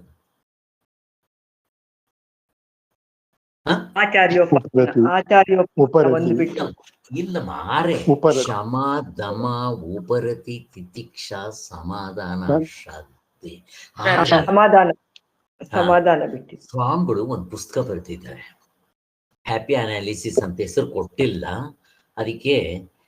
ಸರ್ವೈಷ್ಟ ಸಿದ್ಧಿ ಅಂತ ಒಂದು ಪುಸ್ತಕ. ಅದನ್ನು ನಾನು ಯಾವಾಗಲೂ ಮಾಡಿದ್ದೇನೆ ಗೊತ್ತಿಲ್ಲ. ಅದರಲ್ಲಿ ಶತ್ರುಗಳು ಅರಿಷಡ್ ವರ್ಗಗಳು, ಅದಕ್ಕೆ ವಿರುದ್ಧವಾಗಿರೋದು ಈ 6. ಈ 6 ಗುಣಗಳನ್ನ ನಮ್ಗೆ ಸಾಧನ ಚತುಷ್ಟಯದಲ್ಲಿ ಬಂದ್ಬಿಡುತ್ತಿದೆ. ಷಟ್ ಸಂಪತ್ತಿ, ನಮ್ಗೆ ಸಂಪತ್ತಿರ್ಬೇಕಾಗಿರೋದು ಇದು. ಆಸ್ತಿ ಪಾಸ್ತಿ ಅಲ್ಲ. ಎಷ್ಟು ಮಕ್ಕಳಿದ್ದಾರೆ, ಬ್ಯಾಂಕ್ ಬ್ಯಾಲೆನ್ಸ್ ಎಷ್ಟಿದೆ ತಗೊಂಡೆ ನೆಕ್ಕೋಬೇಕಷ್ಟೇ ನಾವು. ಅದಲ್ಲ, ನಮಗ್ ಬೇಕಾಗಿರೋ ಸಂಪತ್ತಿ ಇದಿರ್ಬೇಕು. ಯಾರಿಗಿರುತ್ತೋ ಅವನು ರಿಚ್ ಅಂತ ಇರ್ಲಿ. ಹೀಗೆ ನಾವು ಇಷ್ಟು ದೂರ ಹೋಗೋದು ಬೇಡ. ಈಗ ನಾನು ಇನ್ನು ಸ್ವಲ್ಪ ಹಿಂದಕ್ಕೆ ಬರ್ತೀನಿ. ಈಗ ಕಾಮ ಆಯಿತು. ಕಾಮ ಆಗಿದ ತಕ್ಷಣ ನೆಕ್ಸ್ಟ್ ನೀವೆಲ್ಲ ಹೇಳ್ತಾ ಇದ್ದೀರಿ, ಅಲ್ಲಿ ಶ್ರೀಧರ್ ಅವರು ಎಲ್ಲ ಹೇಳ್ತಾ ಇದ್ದೀರಿ. ಹೇಳಿ ಶ್ರೀಧರ್, ಕಾಮ ಆದ್ಮೇಲೆ ನೆಕ್ಸ್ಟ್ ಮುಂದಕ್ಕೇನು? ಕಾಮ. ಕ್ರೋಧ ಬಿಟ್ಬಿಡ್ರಿ, ಅದಲ್ಲ. ಕಾಮ ಇದೆ ಅಂತಂದ್ರೆ ನೀವು ಹೇಳಿದ್ರಿ, ಆ ಪಾಯಿಂಟ್ ಬಂದಲ್ಲಿ ಇಷ್ಟ ಪೂರೈಸ್ಕೊಳ್ಳೋದು, ಅನಿಷ್ಟ ದೂರ ಮಾಡ್ಕೊಳ್ಳೋದು. ಕರೆಕ್ಟ್. ಎಲ್ಲಿ ಕಾಮ ಶುರುವಾಯಿತು, ನನಗಿಲ್ಲಿ ಎರಡು ಕಲಬೆರಕೆ ಆಗಿ ಈ ಶರೀರವನ್ನು ಯಾವಾಗ ನಾನು ಅಂತ ಹೇಳಿದ್ನೋ ಅಲ್ಲಿ ಕರ್ತೃತ್ವ ಭೋಕ್ತೃತ್ವ ಆಟೋಮೆಟಿಕ್ ಆಗಿ ಬಂದ್ಬಿಡುತ್ತೆ. ಬೇಡ ಅಂತಂದ್ರೂ ಬಂದ್ಬಿಡುತ್ತೆ, ಇದ್ದೇ ಇರುತ್ತೆ ಅದರ ಜೊತೆನಲ್ಲೇ. ಈ ಶರೀರ ಅಂದ್ರೆ ಕರ್ತೃತ್ವ ಭೋಕ್ತೃತ್ವ, ಇದು ಒಂದು. ಯಾವಾಗ ಕರ್ತೃತ್ವ ಅಂತ ಅಂದ್ರೆ ಕಾಮದಿಂದ ಕರ್ತೃತ್ವ. ಕರ್ತೃತ್ವ ಅಂತಂದ್ರೆ ಕರ್ಮಕಾಂಡ ಎಲ್ಲ ಶುರುವಾಗ್ಬಿಡುತ್ತೆ. ನೋಡ್ರಿ, ಕರ್ಮಕಾಂಡ ಶುರುವಾಯಿತು. ಕರ್ಮಕಾಂಡ ಯಾಕೆ ಬಂತು ಅಂತಂದ್ರೆ ಕರ್ತೃತ್ವದಿಂದ. ಏನು ಕರ್ಮಕಾಂಡ? ಅದೇ ನೀವು ಹೇಳಿದ್ರಲ್ಲ ಅಷ್ಟೇ. ಏನದು? ಇನ್ನೊಂದ್ಸರಿ ಹೇಳಿ. ಇಷ್ಟ ಪೂರೈಕೆ, ಅನಿಷ್ಟ ದೂರ ಮಾಡ್ಕೊಳ್ಳೋದು ಅಷ್ಟೇ. ಸುಖ ಪ್ರಾಪ್ತಿ, ದುಃಖ ನಿವೃತ್ತಿ, ಮುಗಿದೋಯ್ತು. ನಡಿ, ಪ್ರಪಂಚ ಎಲ್ಲ ಇಷ್ಟೇ. ನನಗ್ ಸುಖ ಬೇಕು, ಏನ್ ಮಾಡ್ತೀರೋ ಮಾಡ್ರಿ, ಮಾಡ್ಬೇಕು, ಮಾಡ್ತಾನೋ. ದುಃಖ ಬಂತು, ದೂರ ಮಾಡ್ಕೋಬೇಕು. ಇದಕ್ಕೆ ಮತ್ತೆ ದೃಷ್ಟಾಂತ ಕೊಡ್ಬೇಕು. ಕೊಡ್ರಿ ಯಾರಾದ್ರು, ಎರಡಕ್ಕೂ ದೃಷ್ಟಾಂತ, ಎಕ್ಸಾಂಪಲ್ಸ್ ಮಾಡ್ಕೊಂಡು ಹೋಗ್ತಾ ಇರ್ಬೇಕು, ಮನಸ್ಸಿನಲ್ಲಿ ಮೆಲ್ಕ್ ಹಾಕ್ತಾ ಇರ್ಬೇಕು, ಮರಿಯಲ್ಲ. ಸುಖ ಪ್ರಾಪ್ತಿಗೆ ಏನ್ ಎಕ್ಸಾಂಪಲ್ ಕೊಡ್ತೀರಾ? ದುಃಖ ನಿವೃತ್ತಿಗೆ ಏನ್ ಎಕ್ಸಾಂಪಲ್ ಕೊಡ್ತೀರಾ? ಹಸುಗೆ ಇದು ತೋರ್ಸದ್ ಕೂಡ್ಲೆ, ಹುಲ್ ತೋರ್ಸದ್ ಕೂಡ್ಲೆ ಓಡ್ ಬರುತ್ತಲ್ಲ, ಅದು ಅದಕ್ಕೆ ಒಂದೇ ಬೆತ್ತ ಎತ್ಕೊಂಡು ಕೂಡ ಅದು ಓಡ್ ಹೋಗ್ಬಿಡತ್ತೆ ಅಷ್ಟೇ. ಇದನ್ನ ಯಾಕೆ ಹೇಳಿದ್ದಾರೆ ಅಂತಂದ್ರೆ, ದೇವತೆಗಳಿಂದ ಹಿಡಿದು ಪ್ರಾಣಿಗಳವರೆಗೂ ಸಹಜ. ಏನ್ ಸ್ಕೂಲ್ನಲ್ಲಿ ಹೇಳ್ಕೊಡ್ತಾರೇನೋ? ಸ್ಕೂಲ್ನಲ್ಲಿ ಹೇಳ್ಕೊಡ್ಬೇಕಾ ಇದು? ವೆಟರ್ನರಿ, ಯಾವ್ದಾದ್ರು ವೆಟರ್ನರಿ ಸ್ಕೂಲ್ಗೆ ಹೋಗುತ್ತೆ ಪ್ರಾಣಿಗಳು? ಬೇಕಾಗಿಲ್ಲ. ಹೀಗಿದೆ. ಆದ್ರಿಂದ ಇದು ಪ್ರಯತ್ನ ಮಾಡ್ತಾ ಇರ್ತಾರೆ. ಅದು ಸರಿ, ನಮ್ಗೆ ಅರ್ಥ ಮಾಡ್ಕೊಳ್ಳೋದಿಕ್ಕೆ ಈ ಸುಖ ಪ್ರಾಪ್ತಿಗೆ ದುಃಖ ನಿವೃತ್ತಿಗೆ ಬೇರೆ ದೃಷ್ಟಾಂತಗಳು. ಹಾವು ಹಗ್ಗ ದುಃಖ ನಿವೃತ್ತಿಗೆ, ಹಾಗೆ ಸುಖ ಪ್ರಾಪ್ತಿಗೆ ಇನ್ನೊಂದು ಇದೇ ತರದ ಎಕ್ಸಾಂಪಲ್ ಯಾರಾದರೂ ಹೇಳಿ. ಕಪ್ಪೆ ಚಿಪ್ಪು, ಬೆಳ್ಳಿ. ಬೆಳ್ಳಿ, ಕರೆಕ್ಟ್ ಅಲ್ವಾ?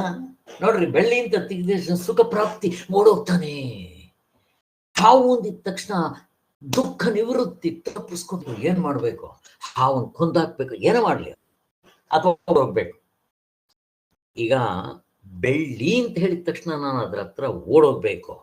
ಹಾವು ಅಂದಿದ ತಕ್ಷಣ ದುಃಖ ನಿವೃತ್ತಿ, ನಾನು ಹಿಂದಕ್ಕೆ ಹೋಗ್ಬೇಕು, ಅಥವಾ ಕೊಲ್ಲೋದಿಕ್ಕೆ ಶಕ್ತಿ ಬೇಕು. ಇವಾಗ ಏನ್ ಸ್ಟಾರ್ಟ್ ಆಯ್ತು? ಏನ್ ಬೇಕು? ಇಂಪಾರ್ಟೆಂಟ್. ಏನ್ ಬೇಕು? ಕ್ರಿಯೆ, ಕರ್ತೃತ್ವ. ಕ್ರಿಯೆ ಅಂದಿದ ತಕ್ಷಣ ಕರ್ತೃತ್ವ ಶುರುವಾಯ್ತು. ನೋಡ್ರಿ, ಕರ್ತೃತ್ವ ಹೆಂಗ್ ಹೆಲ್ಪ್ ಆಯ್ತು, ಹೆಂಗ್ ಬಂತು ಅನ್ನೋದಕ್ಕೆ ನಿಮ್ಗೆ ಹೇಳ್ತಾ ಇದ್ದೇನೆ. ಯಾವಾಗ ಕಲಬೆರಕೆ ಆಯ್ತು ಆಗಿದ ತಕ್ಷಣ ಅಲ್ಲಿ ಸುಖ ಪ್ರಾಪ್ತಿ, ದುಃಖ ನಿವೃತ್ತಿ. ಕಾಮ ಅಂದಿದ ತಕ್ಷಣ ಇವೆರಡು. ಈಗ ಯಾವಾಗ ನನ್ನ ಕಾಮ ಬಂತೋ ಇರೋದು ಎರಡೇ, ದುಃಖ ನಿವೃತ್ತಿ, ಸುಖ ಪ್ರಾಪ್ತಿ. ಎರಡಕ್ಕೂ ಕ್ರಿಯೆ ಮಾಡಬೇಕು, ಕರ್ತೃತ್ವ ಬೇಕು. ಹೇಗಿದೆ? ನಾವು ಹಿಂಗೆ ಅರ್ಥ ಮಾಡ್ಕೋಬೇಕು. ಈಗ ನಿಮ್ಗೆ ಕರ್ತೃತ್ವ ಬಂತು, ಆಯ್ತು. ಈಗ ಹಾವು ಅಂತ ಅನ್ಕೊಂಡು ಅದನ್ನ ಸಾಯಿಸಿದ್ರಿಂದ ನಿಮಗೆ ಇಟ್ಕೊಳ್ರಿ. ಅಕಸ್ಮಾತ್ ಇಲ್ಲ ಹಗ್ಗ ಅಂತ ಗೊತ್ತಾಯ್ತು, ಅವಾಗ ಏನಾಯ್ತು? ಅಥವಾ ಹಾವಂತನೇ ಇಟ್ಕೊಳ್ರಿ, ಅದನ್ನ ಓಡೋದ್ರಿಂದ ಇಟ್ಕೊಳ್ರಿ, ಅವಾಗ ಏನಾಯ್ತು? ಕ್ರಿಯೆ ಆಗಿದ ತಕ್ಷಣ ಏನಾಯ್ತು ನಿಮ್ಗೆ? ಕ್ರಿಯೆ ಆದ್ಮೇಲೆ ನೆಕ್ಸ್ಟ್ ಏನಾಗ್ಬೇಕು? ಫಲ ಅನುಭವಿಸ್ಬೇಕಾಗುತ್ತೆ, ಭೋಗ. ಅದಕ್ಕೆ ಕರ್ತೃತ್ವ ಭೋಕ್ತೃತ್ವ. ಓಡೋದ್ರಿಂದ ಇಟ್ಕೊಳ್ರಿ, ಏನೋ ಒಂದು ಖುಷಿ ಟೆಂಪರರಿನೇ ಇಟ್ಕೊಳ್ರಿ. ಅಥವಾ ಹಗ್ಗ ಅಂತ ಗೊತ್ತಾಯ್ತು ಅಂತ ಇಟ್ಕೊಳ್ರಿ. ಹಗ್ಗ ಅಂತಾನೆ ಗೊತ್ತಾಗಿರೋದು ಇಂಪಾರ್ಟೆಂಟ್. ಹಗ್ಗ ಅಂತ ಗೊತ್ತಾಗಿದ ತಕ್ಷಣ ಏನಾಯ್ತು? ಕರ್ತೃತ್ವ ಬಿದ್ದೋಯ್ತು. ಕರ್ತೃತ್ವ ಎಲ್ಲಿ ಬಿದ್ದೋಯ್ತು? ಹಾವಿನ ಭಯ ಬಿದ್ದೋಯ್ತು, ಭೋಕ್ತೃತ್ವ ಇಲ್ಲ. ಈಗ ಬೆಳ್ಳಿ ಅಂತ ಗೊತ್ತಾಯ್ತು, ಅದು ತಗೊಳಕ್ ಓಡೋಗ್ಬೇಕು. ಹೋಗ್ತೀರಾ, ಹೋಗಿದ ತಕ್ಷಣ ಕಪ್ಪೆ ಚಿಪ್ಪು ಅಂತ ಗೊತ್ತಾಯ್ತು, ನೆಕ್ಸ್ಟ್ ಏನಾಗುತ್ತೆ ನಿಮ್ಗೆ? ನಿಂತೋಯ್ತು.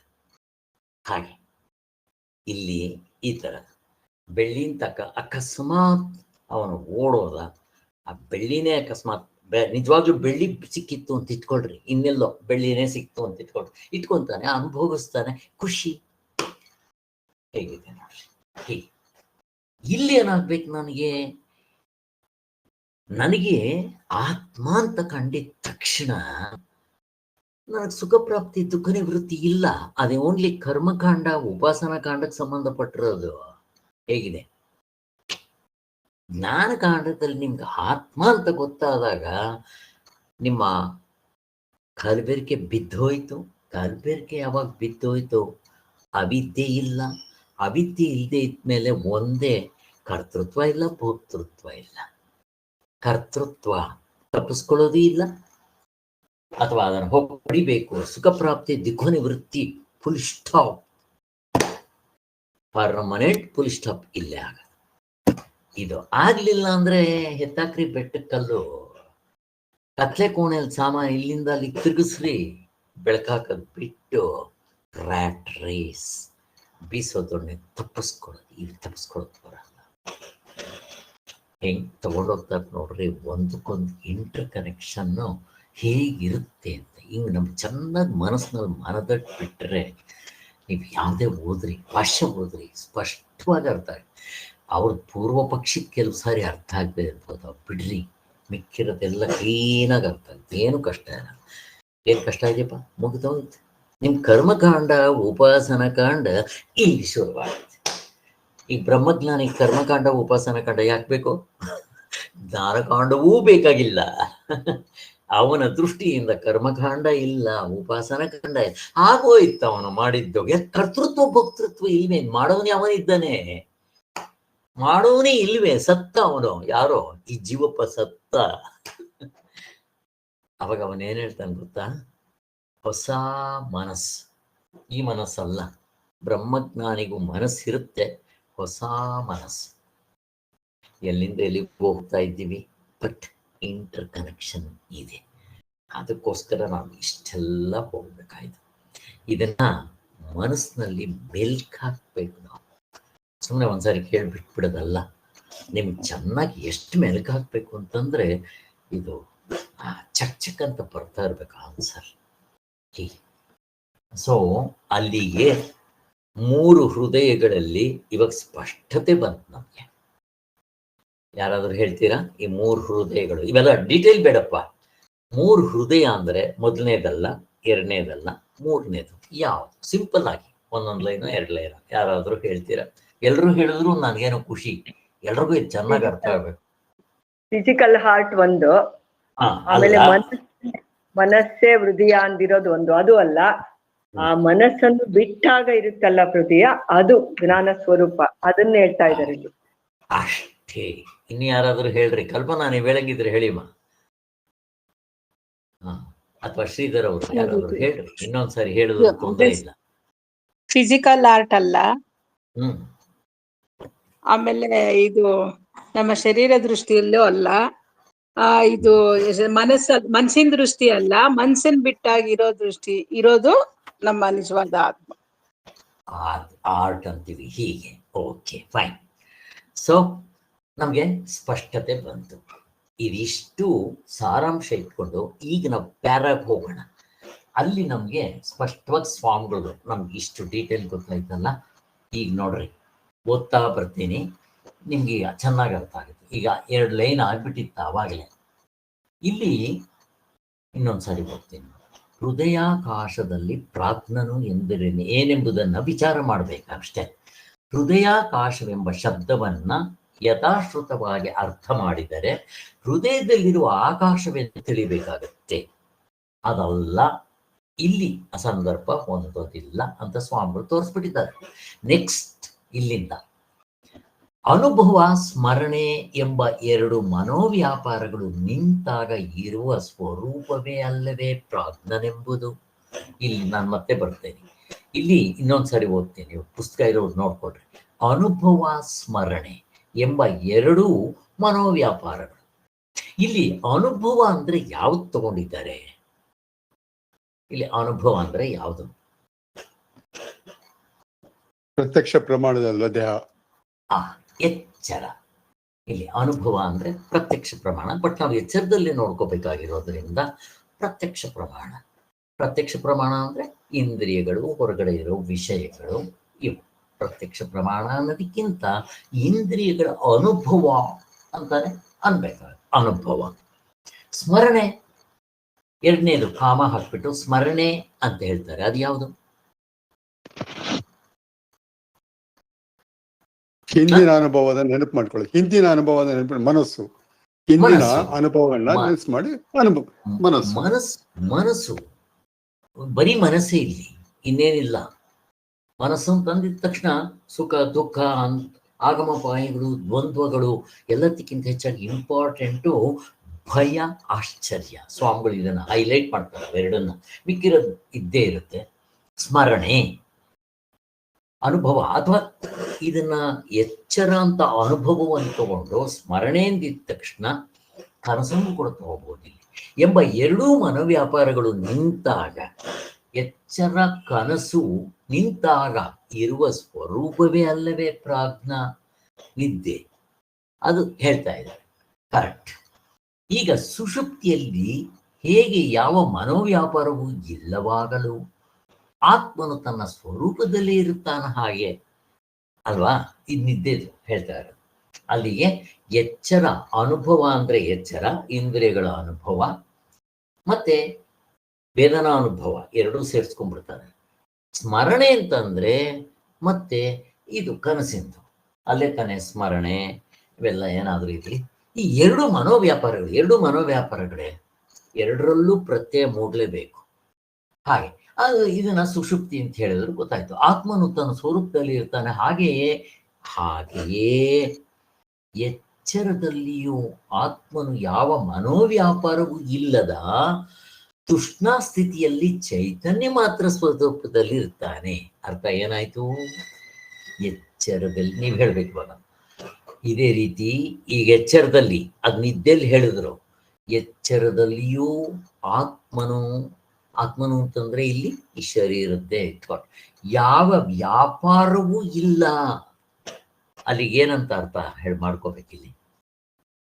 ಯಾವ ವ್ಯಾಪಾರವೂ ಇಲ್ಲ ಅಂದ್ರೆ ಮನಸ್ಸಿಲ್ಲ ಅಂತ. ಅಲ್ಲಿ ಇಂದ್ರಿಯಗಳ ವ್ಯಾಪಾರನೂ ಇಲ್ಲ. ಇಂದ್ರಿಯಗಳ ವ್ಯಾಪಾರಕ್ಕೂ ಮನಸ್ಸು ಬೇಕು. ಮನಸ್ಸಿನ ವ್ಯಾಪಾರ ಸುಖ ದುಃಖ ಅವು ಇಲ್ಲ, ಅವು ಬಿಟ್ಬಿಟ್ಟಿದ್ದಾರೆ. ಆದ್ರಿಂದ ಅವೆಲ್ಲ ಮನಸ್ಸು ಬಿಟ್ರೆ ತೂಷ್ಣೀ ಸ್ಥಿತಿಯಲ್ಲಿ ಚೈತನ್ಯ ಮಾತ್ರ ಸ್ವರೂಪದಲ್ಲಿ ಇರ್ತಾನೆ. ನಿದ್ದೆ ಮಾಡೋದಲ್ಲ, ಸಮಾಧಿಗೆ ಹೋಗೋದಲ್ಲ. ಇದನ್ನ ಹೇಳ್ತಾ ಇದ್ದಾರೆ. ಆದ್ದರಿಂದ ಇವನನ್ನ ಪ್ರಾಜ್ಞಾ ಅಂತ ಅಂದಿದ್ದು ಸರಿಯೇ. ಎಚ್ಚರದಲ್ಲೇ ಪ್ರಾಜ್ಞನ ಅನುಭವ ಮಾಡಿಕೊಂಡ್ರು ಅಂತ ಹೇಳ್ತಾ ಇದ್ದಾರೆ. ಆದ್ದರಿಂದ ಸರಿ ಆಯ್ತು. ಈಗ ಅಷ್ಟಂತೂ ಕ್ಲಿಯರ್ ಆಯ್ತು ನಮಗೆ. ಈಗ ನೆಕ್ಸ್ಟ್, ಇಲ್ಲಿ ಹೃದಯ ಆಕಾಶದಲ್ಲಿ ಇರ್ತಾನೆ ಅಂತಂದಿದ್ದು ಹೇಗೆ ಅದನ್ನು ತಗೊಂತಾರೆ ಈಗ. ಸೊ ಇಲ್ಲಿ ಆಕಾಶ ಅಂತ ಹೇಳ್ತಾರೆ. ಇಲ್ಲಿ ನಮ್ಗೆ ಇನ್ನು ಸ್ವಲ್ಪ ಕ್ಲಿಯರ್ ಆಗುತ್ತೆ. ಆಕಾಶ ಅಂತ, ಹೃದಯ ಆಕಾಶ ಅಂತಂದ್ರೆ ಏನು? ಅವಕಾಶ. ಈಗ ಹೃದಯದಲ್ಲೂ ಆಕಾಶ ಇದೆ, ಹೊಟ್ಟೆನಲ್ಲೂ ಆಕಾಶ ಇದೆ, ಎಲ್ಲಾ ಕಡೆ ಆಕಾಶ ಇದೆ. ನೀವು ಆಕಾಶ ತೆಗಿಯಕ್ ಬರೋಲ್ಲ. ನೀವು ಹೊಟ್ಟೆದು ಸ್ಕ್ಯಾನ್ ಎಕ್ಸ್ರೇ ತೆಗ್ಸ್ರಿ, ಅಲ್ಲಿ ಗಾಳಿ ಇರುತ್ತೆ. ಗಾಳಿ ಇರುತ್ತೆ, ಅದು ಬೇರೆ. ಆಕಾಶನೂ ಇರುತ್ತಲ್ಲಿ. ಎಲ್ಲಿ ಗಾಳಿ ಇರುತ್ತೋ ಗಾಳಿಗೆ ಅವಕಾಶ ಮಾಡಿಕೊಟ್ರೆ ಆಕಾಶ ಇಲ್ವಾ? ಹಾಗೆ ಇದಕ್ಕೆ ಹೃದಯಾಕಾಶದಲ್ಲಿ ಇರುತ್ತಾನೆ ಎಂದಿದ್ದು ಹೇಗೆ, ಅದನ್ನ ಸ್ವಾಮಿಗಳು ಇವಾಗ ಎಕ್ಸ್ಪ್ಲೈನ್ ಮಾಡ್ತಾರೆ. ಇದು ಉತ್ತರ ಏನಪ್ಪ? ಇಲ್ಲಿ ಆಕಾಶ ಅಂದ್ರೆ ಆಕಾಶದಂತೆ ನಾವು ಏನರ್ಥ ಮಾಡ್ಕೋಬೇಕಿಲ್ಲಿ ನೋಡ್ರಿ, ಇಲ್ಲೇ ಕ್ಲಿಯರ್ ಆಗ್ಬಿಡುತ್ತೆ. ಆಕಾಶದಂತೆ ಪರಮ ಸೂಕ್ಷ್ಮನಾಗಿರುವ ಶುದ್ಧಾತ್ಮನು ಅಂತ ಅರ್ಥ. ಇಲ್ಲಿ ಆಕಾಶವನ್ನ ಆತ್ಮನ್ ಹೋಲಿಸಿದ್ದಾರೆ. ಹೇಗೆ ಹೊಂದುತ್ತಿದ್ದು ಪ್ರಶ್ನೆ ನಿಮ್ಮನ್ನು ಕೇಳ್ತಾ ಇದ್ದೇನೆ. ಆಕಾಶ ಅಂದ್ರೆ ಗುಣಾತ್ಮದ ಆಕಾಶ ಅಂದ್ರೆ ಗುಣದಿಂದ. ಅಫ್ಕೋರ್ಸ್ ಆತ್ಮನಿಗೆ ಗುಣ ಇಲ್ಲ, ಗುಣಾತೀತ. ಆದ್ರೆ ನಮ್ಮ ವಾಡಿಕೆಯ ದೃಷ್ಟಿಯಿಂದ ಅಲ್ಲಿ ಅವನ ಅವಕಾಶ ಮತ್ತೆ ಯಾವುದಕ್ಕೂ ಅಂಟುಕೊಳ್ಳಲ್ಲ. ಅವನು ಶುದ್ಧವಾಗಿರ್ತಾನೆ. ಆ ಶುದ್ಧವಾದ ಜಾಗ ಅಥವಾ ಶುದ್ಧವಾದ ಆ ತತ್ವವನ್ನೇ ಆತ್ಮ ಅಂತ ಕರೆಯೋದು. ಈಗ ಆಕಾಶಕ್ಕೆ ಏನು ಅಂಟ್ಕೊಳ್ಳಲ್ಲ ಅಂತ ಅಂದ್ರಲ್ವಾ? ಹೇಗೆ ಯಾಕೆ ಅಂಟ್ಕೊಳ್ಳಲ್ಲ?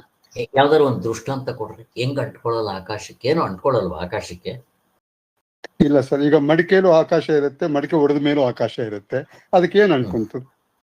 ಒಂದು ಈಗ ಅಕಸ್ಮಾತ್ ಏನಾದ್ರೂ ಒಂದು ಸ್ವಲ್ಪ ಇದು ಇರ್ಬೋದು, ಏನೋ ವಾಸನೆಗಳಿರ್ಬೋದು, ಏನೇ ಇರ್ಬೋದು, ಆಕಾಶಕ್ಕೆ ಎಲ್ಲಿ ಅಂಟ್ಕೊಳ್ಳುತ್ತೆ? ಎಲ್ಲೂ ಅಂಟ್ಕೊಳ್ಳಲ್ಲ, ಯಾವಾಗಲೂ ಹಂಗೆ ಇರತ್ತದು, ಯಾವ ಗುಣನೂ ಅಂಟ್ಕೊಳ್ಳಲ್ಲ. Very good. ಈ ದೃಷ್ಟಾಂತಗಳು ಚೆನ್ನಾಗಿ ಮೆಲ್ಕಾಕ್ಬೇಕು, ಸ್ವಾಮಿಗಳೇ ಕೊಟ್ಟಿದ್ದಾರೆ ಇದಕ್ಕೆ. ಆಕಾಶ ಇರೋದು ಒಂದೇ, ಅದಕ್ಕೆ ಇವಾಗ ನೀವು ಮಡಕೆ ಸೃಷ್ಟಿ ಮಾಡಿದ ತಕ್ಷಣ ಅದಕ್ಕೆ ಘಟಾಕಾಶ ಅಂತ ಹೆಸರು ಕೊಟ್ರು. ಹಾಗೆ ಇವನು ಹುಟ್ಟಿದ ತಕ್ಷಣ ಇವನಿಗೆ ಮುಷೇ ಮೋರೆ ಡಾಕ್ಟರ್ ಇಲ್ಲಿ ಆಮೇಲೆ ಬಂದಿದ್ದು ನಾಗೇಂದ್ರ ಪ್ರಸಾದ್ ಅಂತ ಹೆಸರು ಕೊಟ್ರು. ಹಾಗೆ ಘಟಾಕಾಶ, ಮಹಾಕಾಶ, ಘಟಾಕಾಶ ಆಯ್ತು. ಈಗ ನೀವು ಮಡಕೆ ಸೃಷ್ಟಿ ಮಾಡಿದ ತಕ್ಷಣ ಆಕಾಶ ಹುಟ್ಟೇನೋ? ಎಷ್ಟು ಚೆನ್ನಾಗಿದೆ ನೋಡ್ರಿ. ಆಕಾಶ ಹುಟ್ಟಾ ಹೇಳ್ರಿ, ನಾವು ಹೇಳ್ತೀವಿ ಆಕಾಶ ಹುಟ್ಟಿತು ಅಂತ. ನೀವು ಅನ್ಕೊಳ್ರಿ ಆಕಾಶ ಎಲ್ಲೂ ಹುಟ್ಟಿದೆ? ನೀವು ಮಡಕೆ ಸೃಷ್ಟಿ ಮಾಡಿದ್ರಿ, ಉಪಾಧಿಗೋಸ್ಕರ ಆಕಾಶನ ಹೇಳ್ತಾ ಇದ್ದೀರಾ. ಈಗ ಇಲ್ಲಿಂದ ಮಡಕೆ ಅಲ್ಲಿಗೆ ಎತ್ಕೊಂಡು ಹೋದ್ರಿ, ದೂರ 1 ಕಿಲೋಮೀಟರ್. ನಿಮ್ಮ ಘಟಾಕಾಶ ಇಲ್ಲಿಂದ ಅಲ್ಲಿಗೆ ಹೋಯ್ತು. ಏನ್ ಆಕಾಶ ಹೋಗುತ್ತೇನೋ ಮೇಲ್ಗಡೆ ಇರೋ ಆಕಾಶ? ಇಲ್ಲ. ಈಗ ಇದರಲ್ಲಿ ಊದ್ಕಡ್ಡಿ ಹಚ್ಚಿದ್ರಿ, ಏನ್ ಗಂಧ ಹಚ್ಚಿದ್ರಿ, ಏನ್ ಸ್ಮೆಲ್ ಬರ್ತಾ ಇರುತ್ತೆ? ಏನ್ ನಿಮ್ಮ ಆಕಾಶಕ್ಕೆ ಇದರ ಗಂಧದ ಏನಾದ್ರು ಮೆತ್ಕೊಳ್ಳುತ್ತೇನೋ? ಇಲ್ಲ. ಅಲ್ಲಿ ಸಗಣಿ ಹಚ್ಚಿದ್ರಿ, ಪಾಪ ಸಗಣಿ ಹಚ್ಚಿದ್ರು, ಆ ಸಗಣಿದು ಗಬ್ಬನಾತ ಏನಾದ್ರು ಆಕಾಶ ಮೆತ್ಕೊಳ್ಳುತ್ತೇನೋ? ಯಾವುದು ಮೆತ್ಕೊಳ್ಳೋಲ್ಲ. ಸೊ ಅದರಿಂದ ಇಲ್ಲೇ ನಮ್ಗೆ ಅರ್ಥ ಆಗೋ ಹಾಗೆ ಶುದ್ಧಾತ್ಮನು ಅನ್ನೋದು ಕರೆಕ್ಟ್ ಒಪ್ಕೋಣ. ನನ್ನ ಪ್ರಶ್ನೆ ಅದಲ್ಲ, ಕರೆಕ್ಟ್ ಆನ್ಸರ್ ಕರೆಕ್ಟ್ ಇದೆ. ಬಟ್ ನನಗ್ ಬೇಕಾಗಿರೋದು ಆತ್ಮನ ಆಕಾಶಕ್ಕೆ ಹೋಲಿಸ್ತಾರಲ್ಲ, ಯಾಕೆ? ಎಲ್ಲ ಕಡೆ ವ್ಯಾಪಿಸ್ಕೊಂಡಿರುತ್ತಲ್ಲ ಸರ್, ಆಕಾಶ ಇಲ್ಲದೆ ಇರೋ ಜಾಗನೇ ಇರಲ್ವಲ್ಲ ಸರ್, ಅದಕ್ಕೋಸ್ಕರ ಆತ್ಮನಿಗೆ ಸರ್ವವ್ಯಾಪಿ ಅನ್ನೋದನ್ನ ತೋರ್ಸೋದಕ್ಕೆ ಆಕಾಶ ಎಕ್ಸಾಂಪಲ್. ನೋಡಿ ಹೆಂಗಿದೆ, ಸರ್ವವ್ಯಾಪಿ, ಆಕಾಶದಷ್ಟು ವಿಶಾಲವಾಗಿರೋದು ಎಕ್ಸಾಂಪಲ್ ನಿಮ್ಗೆ ಯಾವುದು ಸಿಗೋಲ್ಲ. ಅದಕ್ಕೋಸ್ಕರ ಆಕಾಶವನ್ನು ತಗೊಂಡಿದ್ದಾರೆ. ಇನ್ನೂ ಒಂದು, ಆಕಾಶ ಎಲ್ಲಿ ಶುರುವಾಗುತ್ತೆ, ಎಲ್ಲಿ ಎಂಡ್ ಆಗುತ್ತೆ ಹೇಳ್ರಿ ತೋರ್ಸಿ, ಯಾರಾದ್ರೂ ಹೇಳ್ರಿ. ಈ ಆತ್ಮ ಎಲ್ಲಿ ಶುರುವಾಗ್ತಾನೆ? ಇವನಿಗೂ ಇಲ್ಲ. ಎಲ್ಲೂ ಶುರುವಾಗಲ್ಲ, ಎಲ್ಲಿ ಎಂಡು ಆಗಲ್ಲ. ಅಷ್ಟು ವಿಶಾಲವಾಗಿದೆ. ಆಕಾಶದ ಮಧ್ಯಭಾಗ ಯಾವುದು? ಹೇಗಿದೆ ನೋಡ್ರಿ, ಆಕಾಶದ ಮಧ್ಯಭಾಗ ಯಾವುದು? ಮಣ್ಣು. ಆತ್ಮನಿಗೆ ಮಧ್ಯಭಾಗ ಯಾವುದು? ಮೇಲೆ ಯಾವುದು, ಕೆಳಗೆ ಯಾವುದು, ಮುಂದೆ ಯಾವುದು, ಹಿಂದೆ ಯಾವುದು? ಹೇಗಿದೆ ನೋಡ್ರಿ. ಆದ್ರಿಂದ ಈ ಆಕಾಶವನ್ನ ನಮಗೆ ಒಂದು ದೃಷ್ಟಾಂತ ಕೊಡಬೇಕು ಅಂದ್ರೆ, ಆತ್ಮನಿಗೆ ಆಕಾಶ ಅಂತ ಹೋಲಿಸ್ಬೇಕಾದ್ರೆ ಈ ಆಕಾಶ ಬಿಟ್ಟರೆ ಇನ್ನೊಂದಿಲ್ಲ. ಅದಕ್ಕೋಸ್ಕರ ಆಕಾಶ ಅಂತ ಹೇಳ್ತಾ ಇದ್ದಾರೆ ಅಷ್ಟೇ, ಬೇರೆ ಏನಿಲ್ಲ. ಅದಕ್ಕೋಸ್ಕರ ಹೃದಯದಲ್ಲಿರುವ ಆಕಾಶ ಅಂತ ಹೇಳ್ತಾ ಇದ್ದಾರೆ. ಹೇಗೆ ಘಟಾಕಾಶ ಅಂತಂದ್ರೋ ಇದು ಮಹಾಕಾಶ, ಎದುರುಗಡೆ ಮೇಲ್ಗಡೆ ಕಾಣ್ತಾ ಇರೋದು ಮಹಾಕಾಶ, ನಿನ್ನ ಮಡಕೆಯಲ್ಲಿರೋದು ಘಟಾಕಾಶ, ಮತ್ತೆ ಹೊರಗಡೆ ಇರೋದು ಮಠಾಕಾಶ. ಘಟಾಕಾಶ, ಮಠದಲ್ಲಿ ಅಂದ್ರೆ ರೂಮ್ ನಲ್ಲಿರೋ ಆಕಾಶ, ಏನ್ ಬೇಕಾದ್ರೂ ಕರ್ಕೊಳ್ತಾರೆ ಹಾಗೆ. ಸೊ ಆಕಾಶಗಳು ಅಷ್ಟೇನೋ ಇಲ್ಲ, ಮುಂದೆ ಆಕಾಶ. ನೀನು ಉಪಾಧಿ ದೃಷ್ಟಿಯಿಂದ ಹಂಗೆ ಹೇಳ್ತಾ ಇದ್ದೆ. ಆತ್ಮನ ಅಷ್ಟೊಂದಿದ್ದಾನೇನೋ? ಇಲ್ಲ, ನಿನ್ನ ಉಪಾಧಿ ದೃಷ್ಟಿಯಿಂದ ಅವನಿಗೆ ಈ ನಾಗೇಂದ್ರ ಪ್ರಸಾದೋ ನೀವು ಆಧ್ಯಾತ್ಮಿಕವಾಗಿ, ಆದಿಭೌತಿಕವಾಗಿ, ಆದಿದೈವಿಕವಾಗಿ ನೀವು ಅದನ್ನು ಬೆಸ್ಟೇನ್ರಿ ಸಮಷ್ಟೇ ಅಂತನ್ರಿ, ಏನ್ ಹೇಳಿದ್ರು ಎಲ್ಲ ಇಷ್ಟರಲ್ಲೇ ಆಗ್ತಾ ಇರ್ಬೇಕು ಅಂತ ಹೇಳ್ತಾರೆ.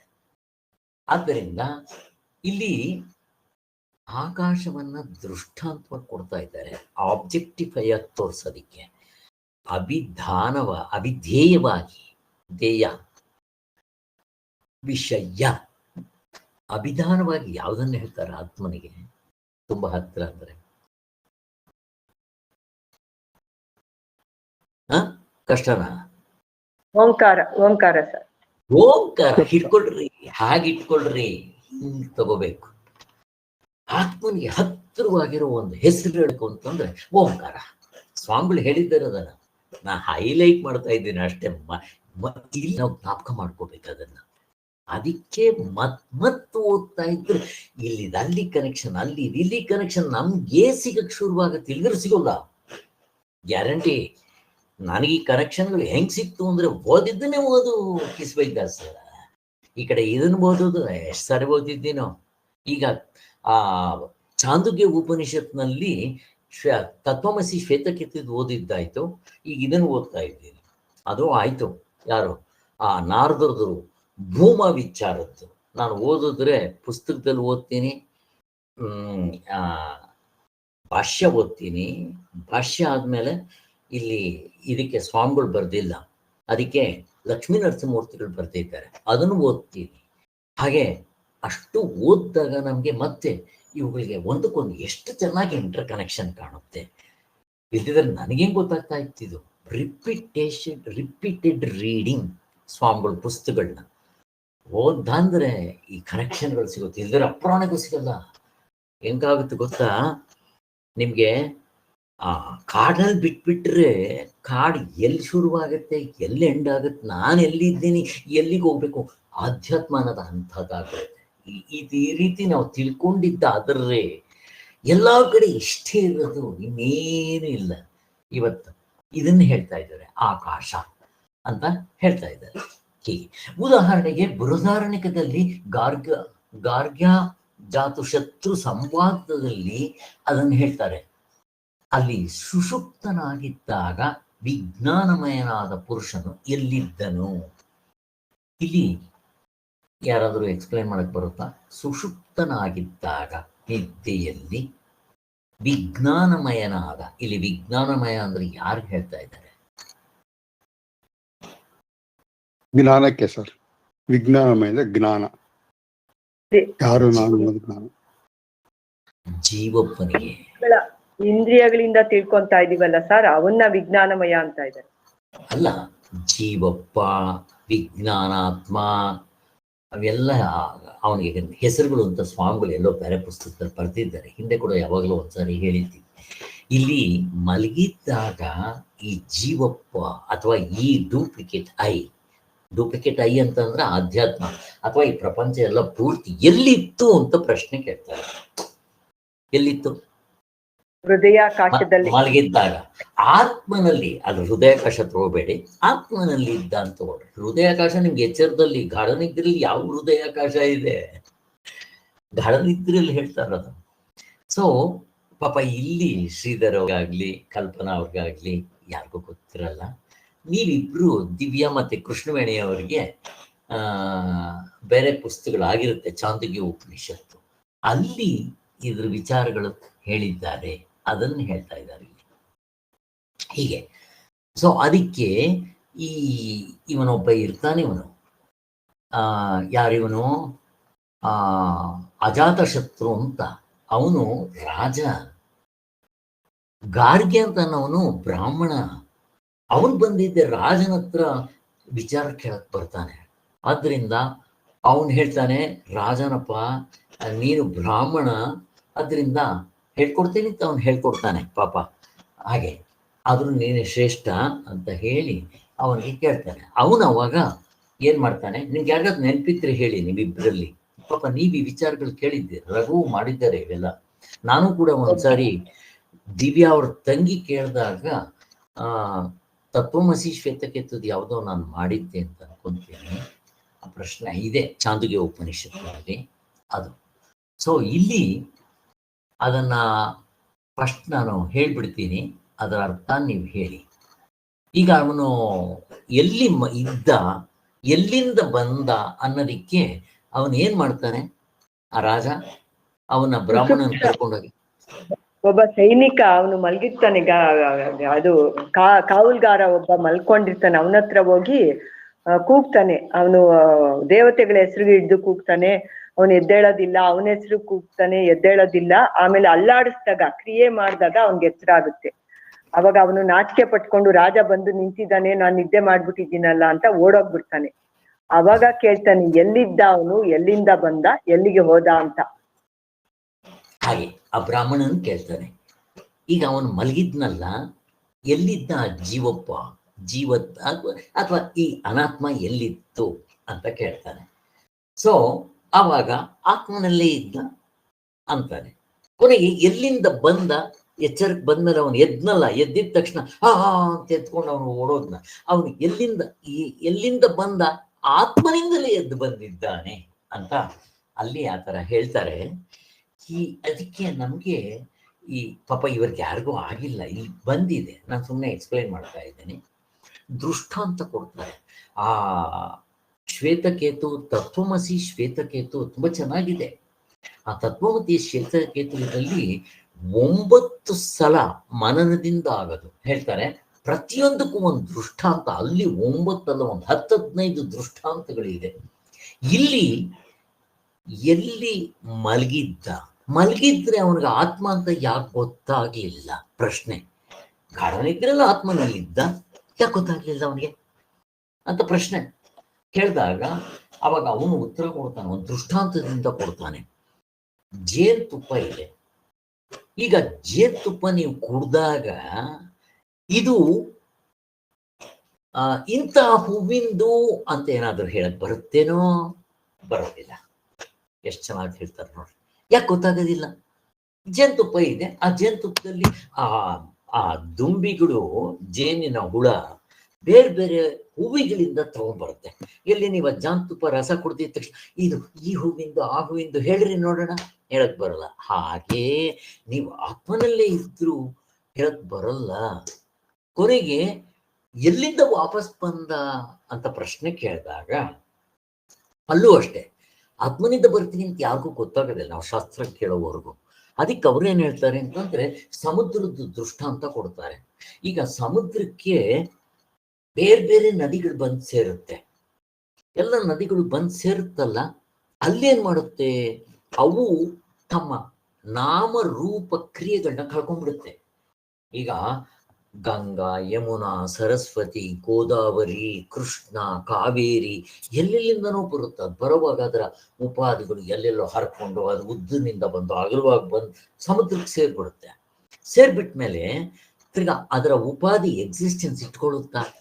ನಾನು ಗಂಗೆ, ನಾನು ಯಮುನೆ, ಅದೇನಾದ್ರೂ ಹೇಳಕ್ ಬರುತ್ತೆ? ಬರೋದಿಲ್ಲ.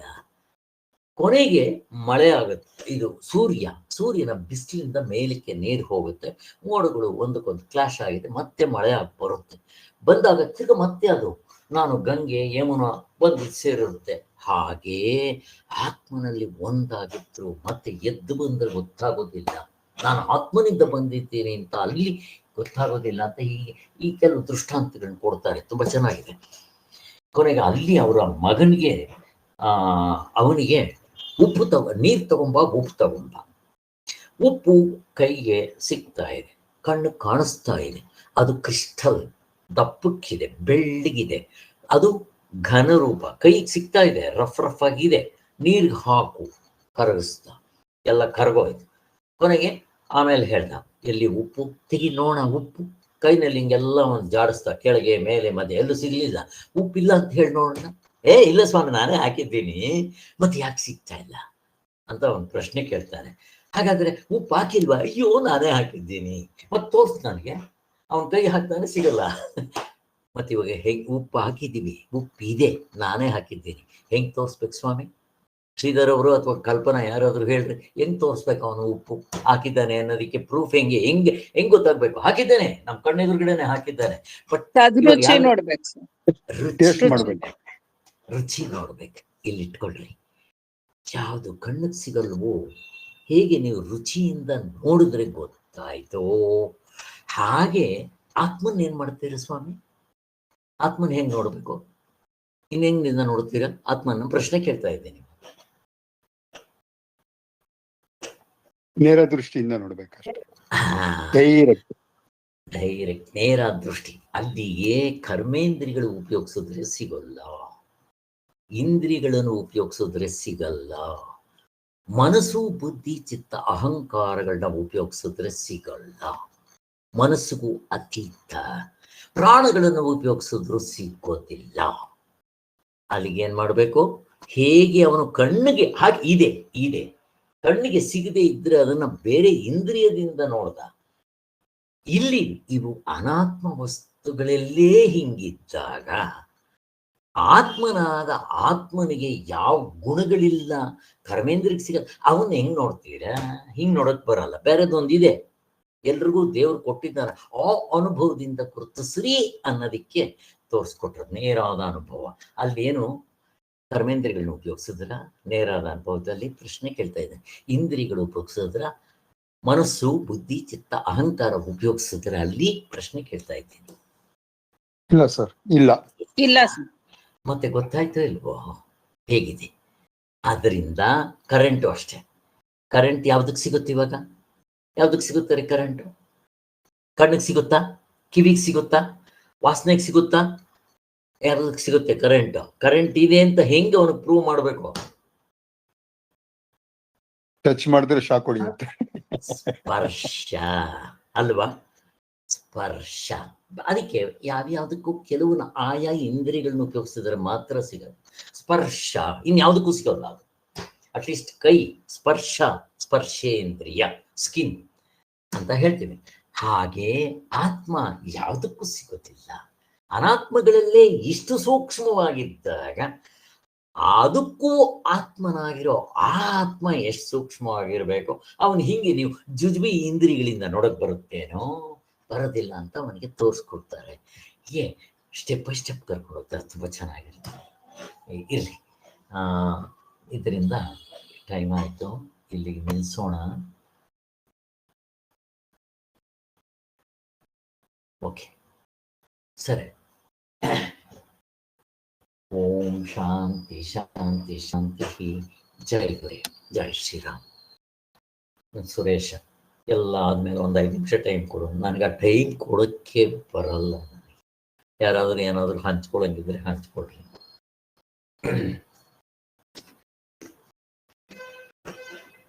ಓಕೆ, ಪಾಪ ಇವಾಗಲೇ ಟೈಮ್ ಆಗಿದೆ 8:30.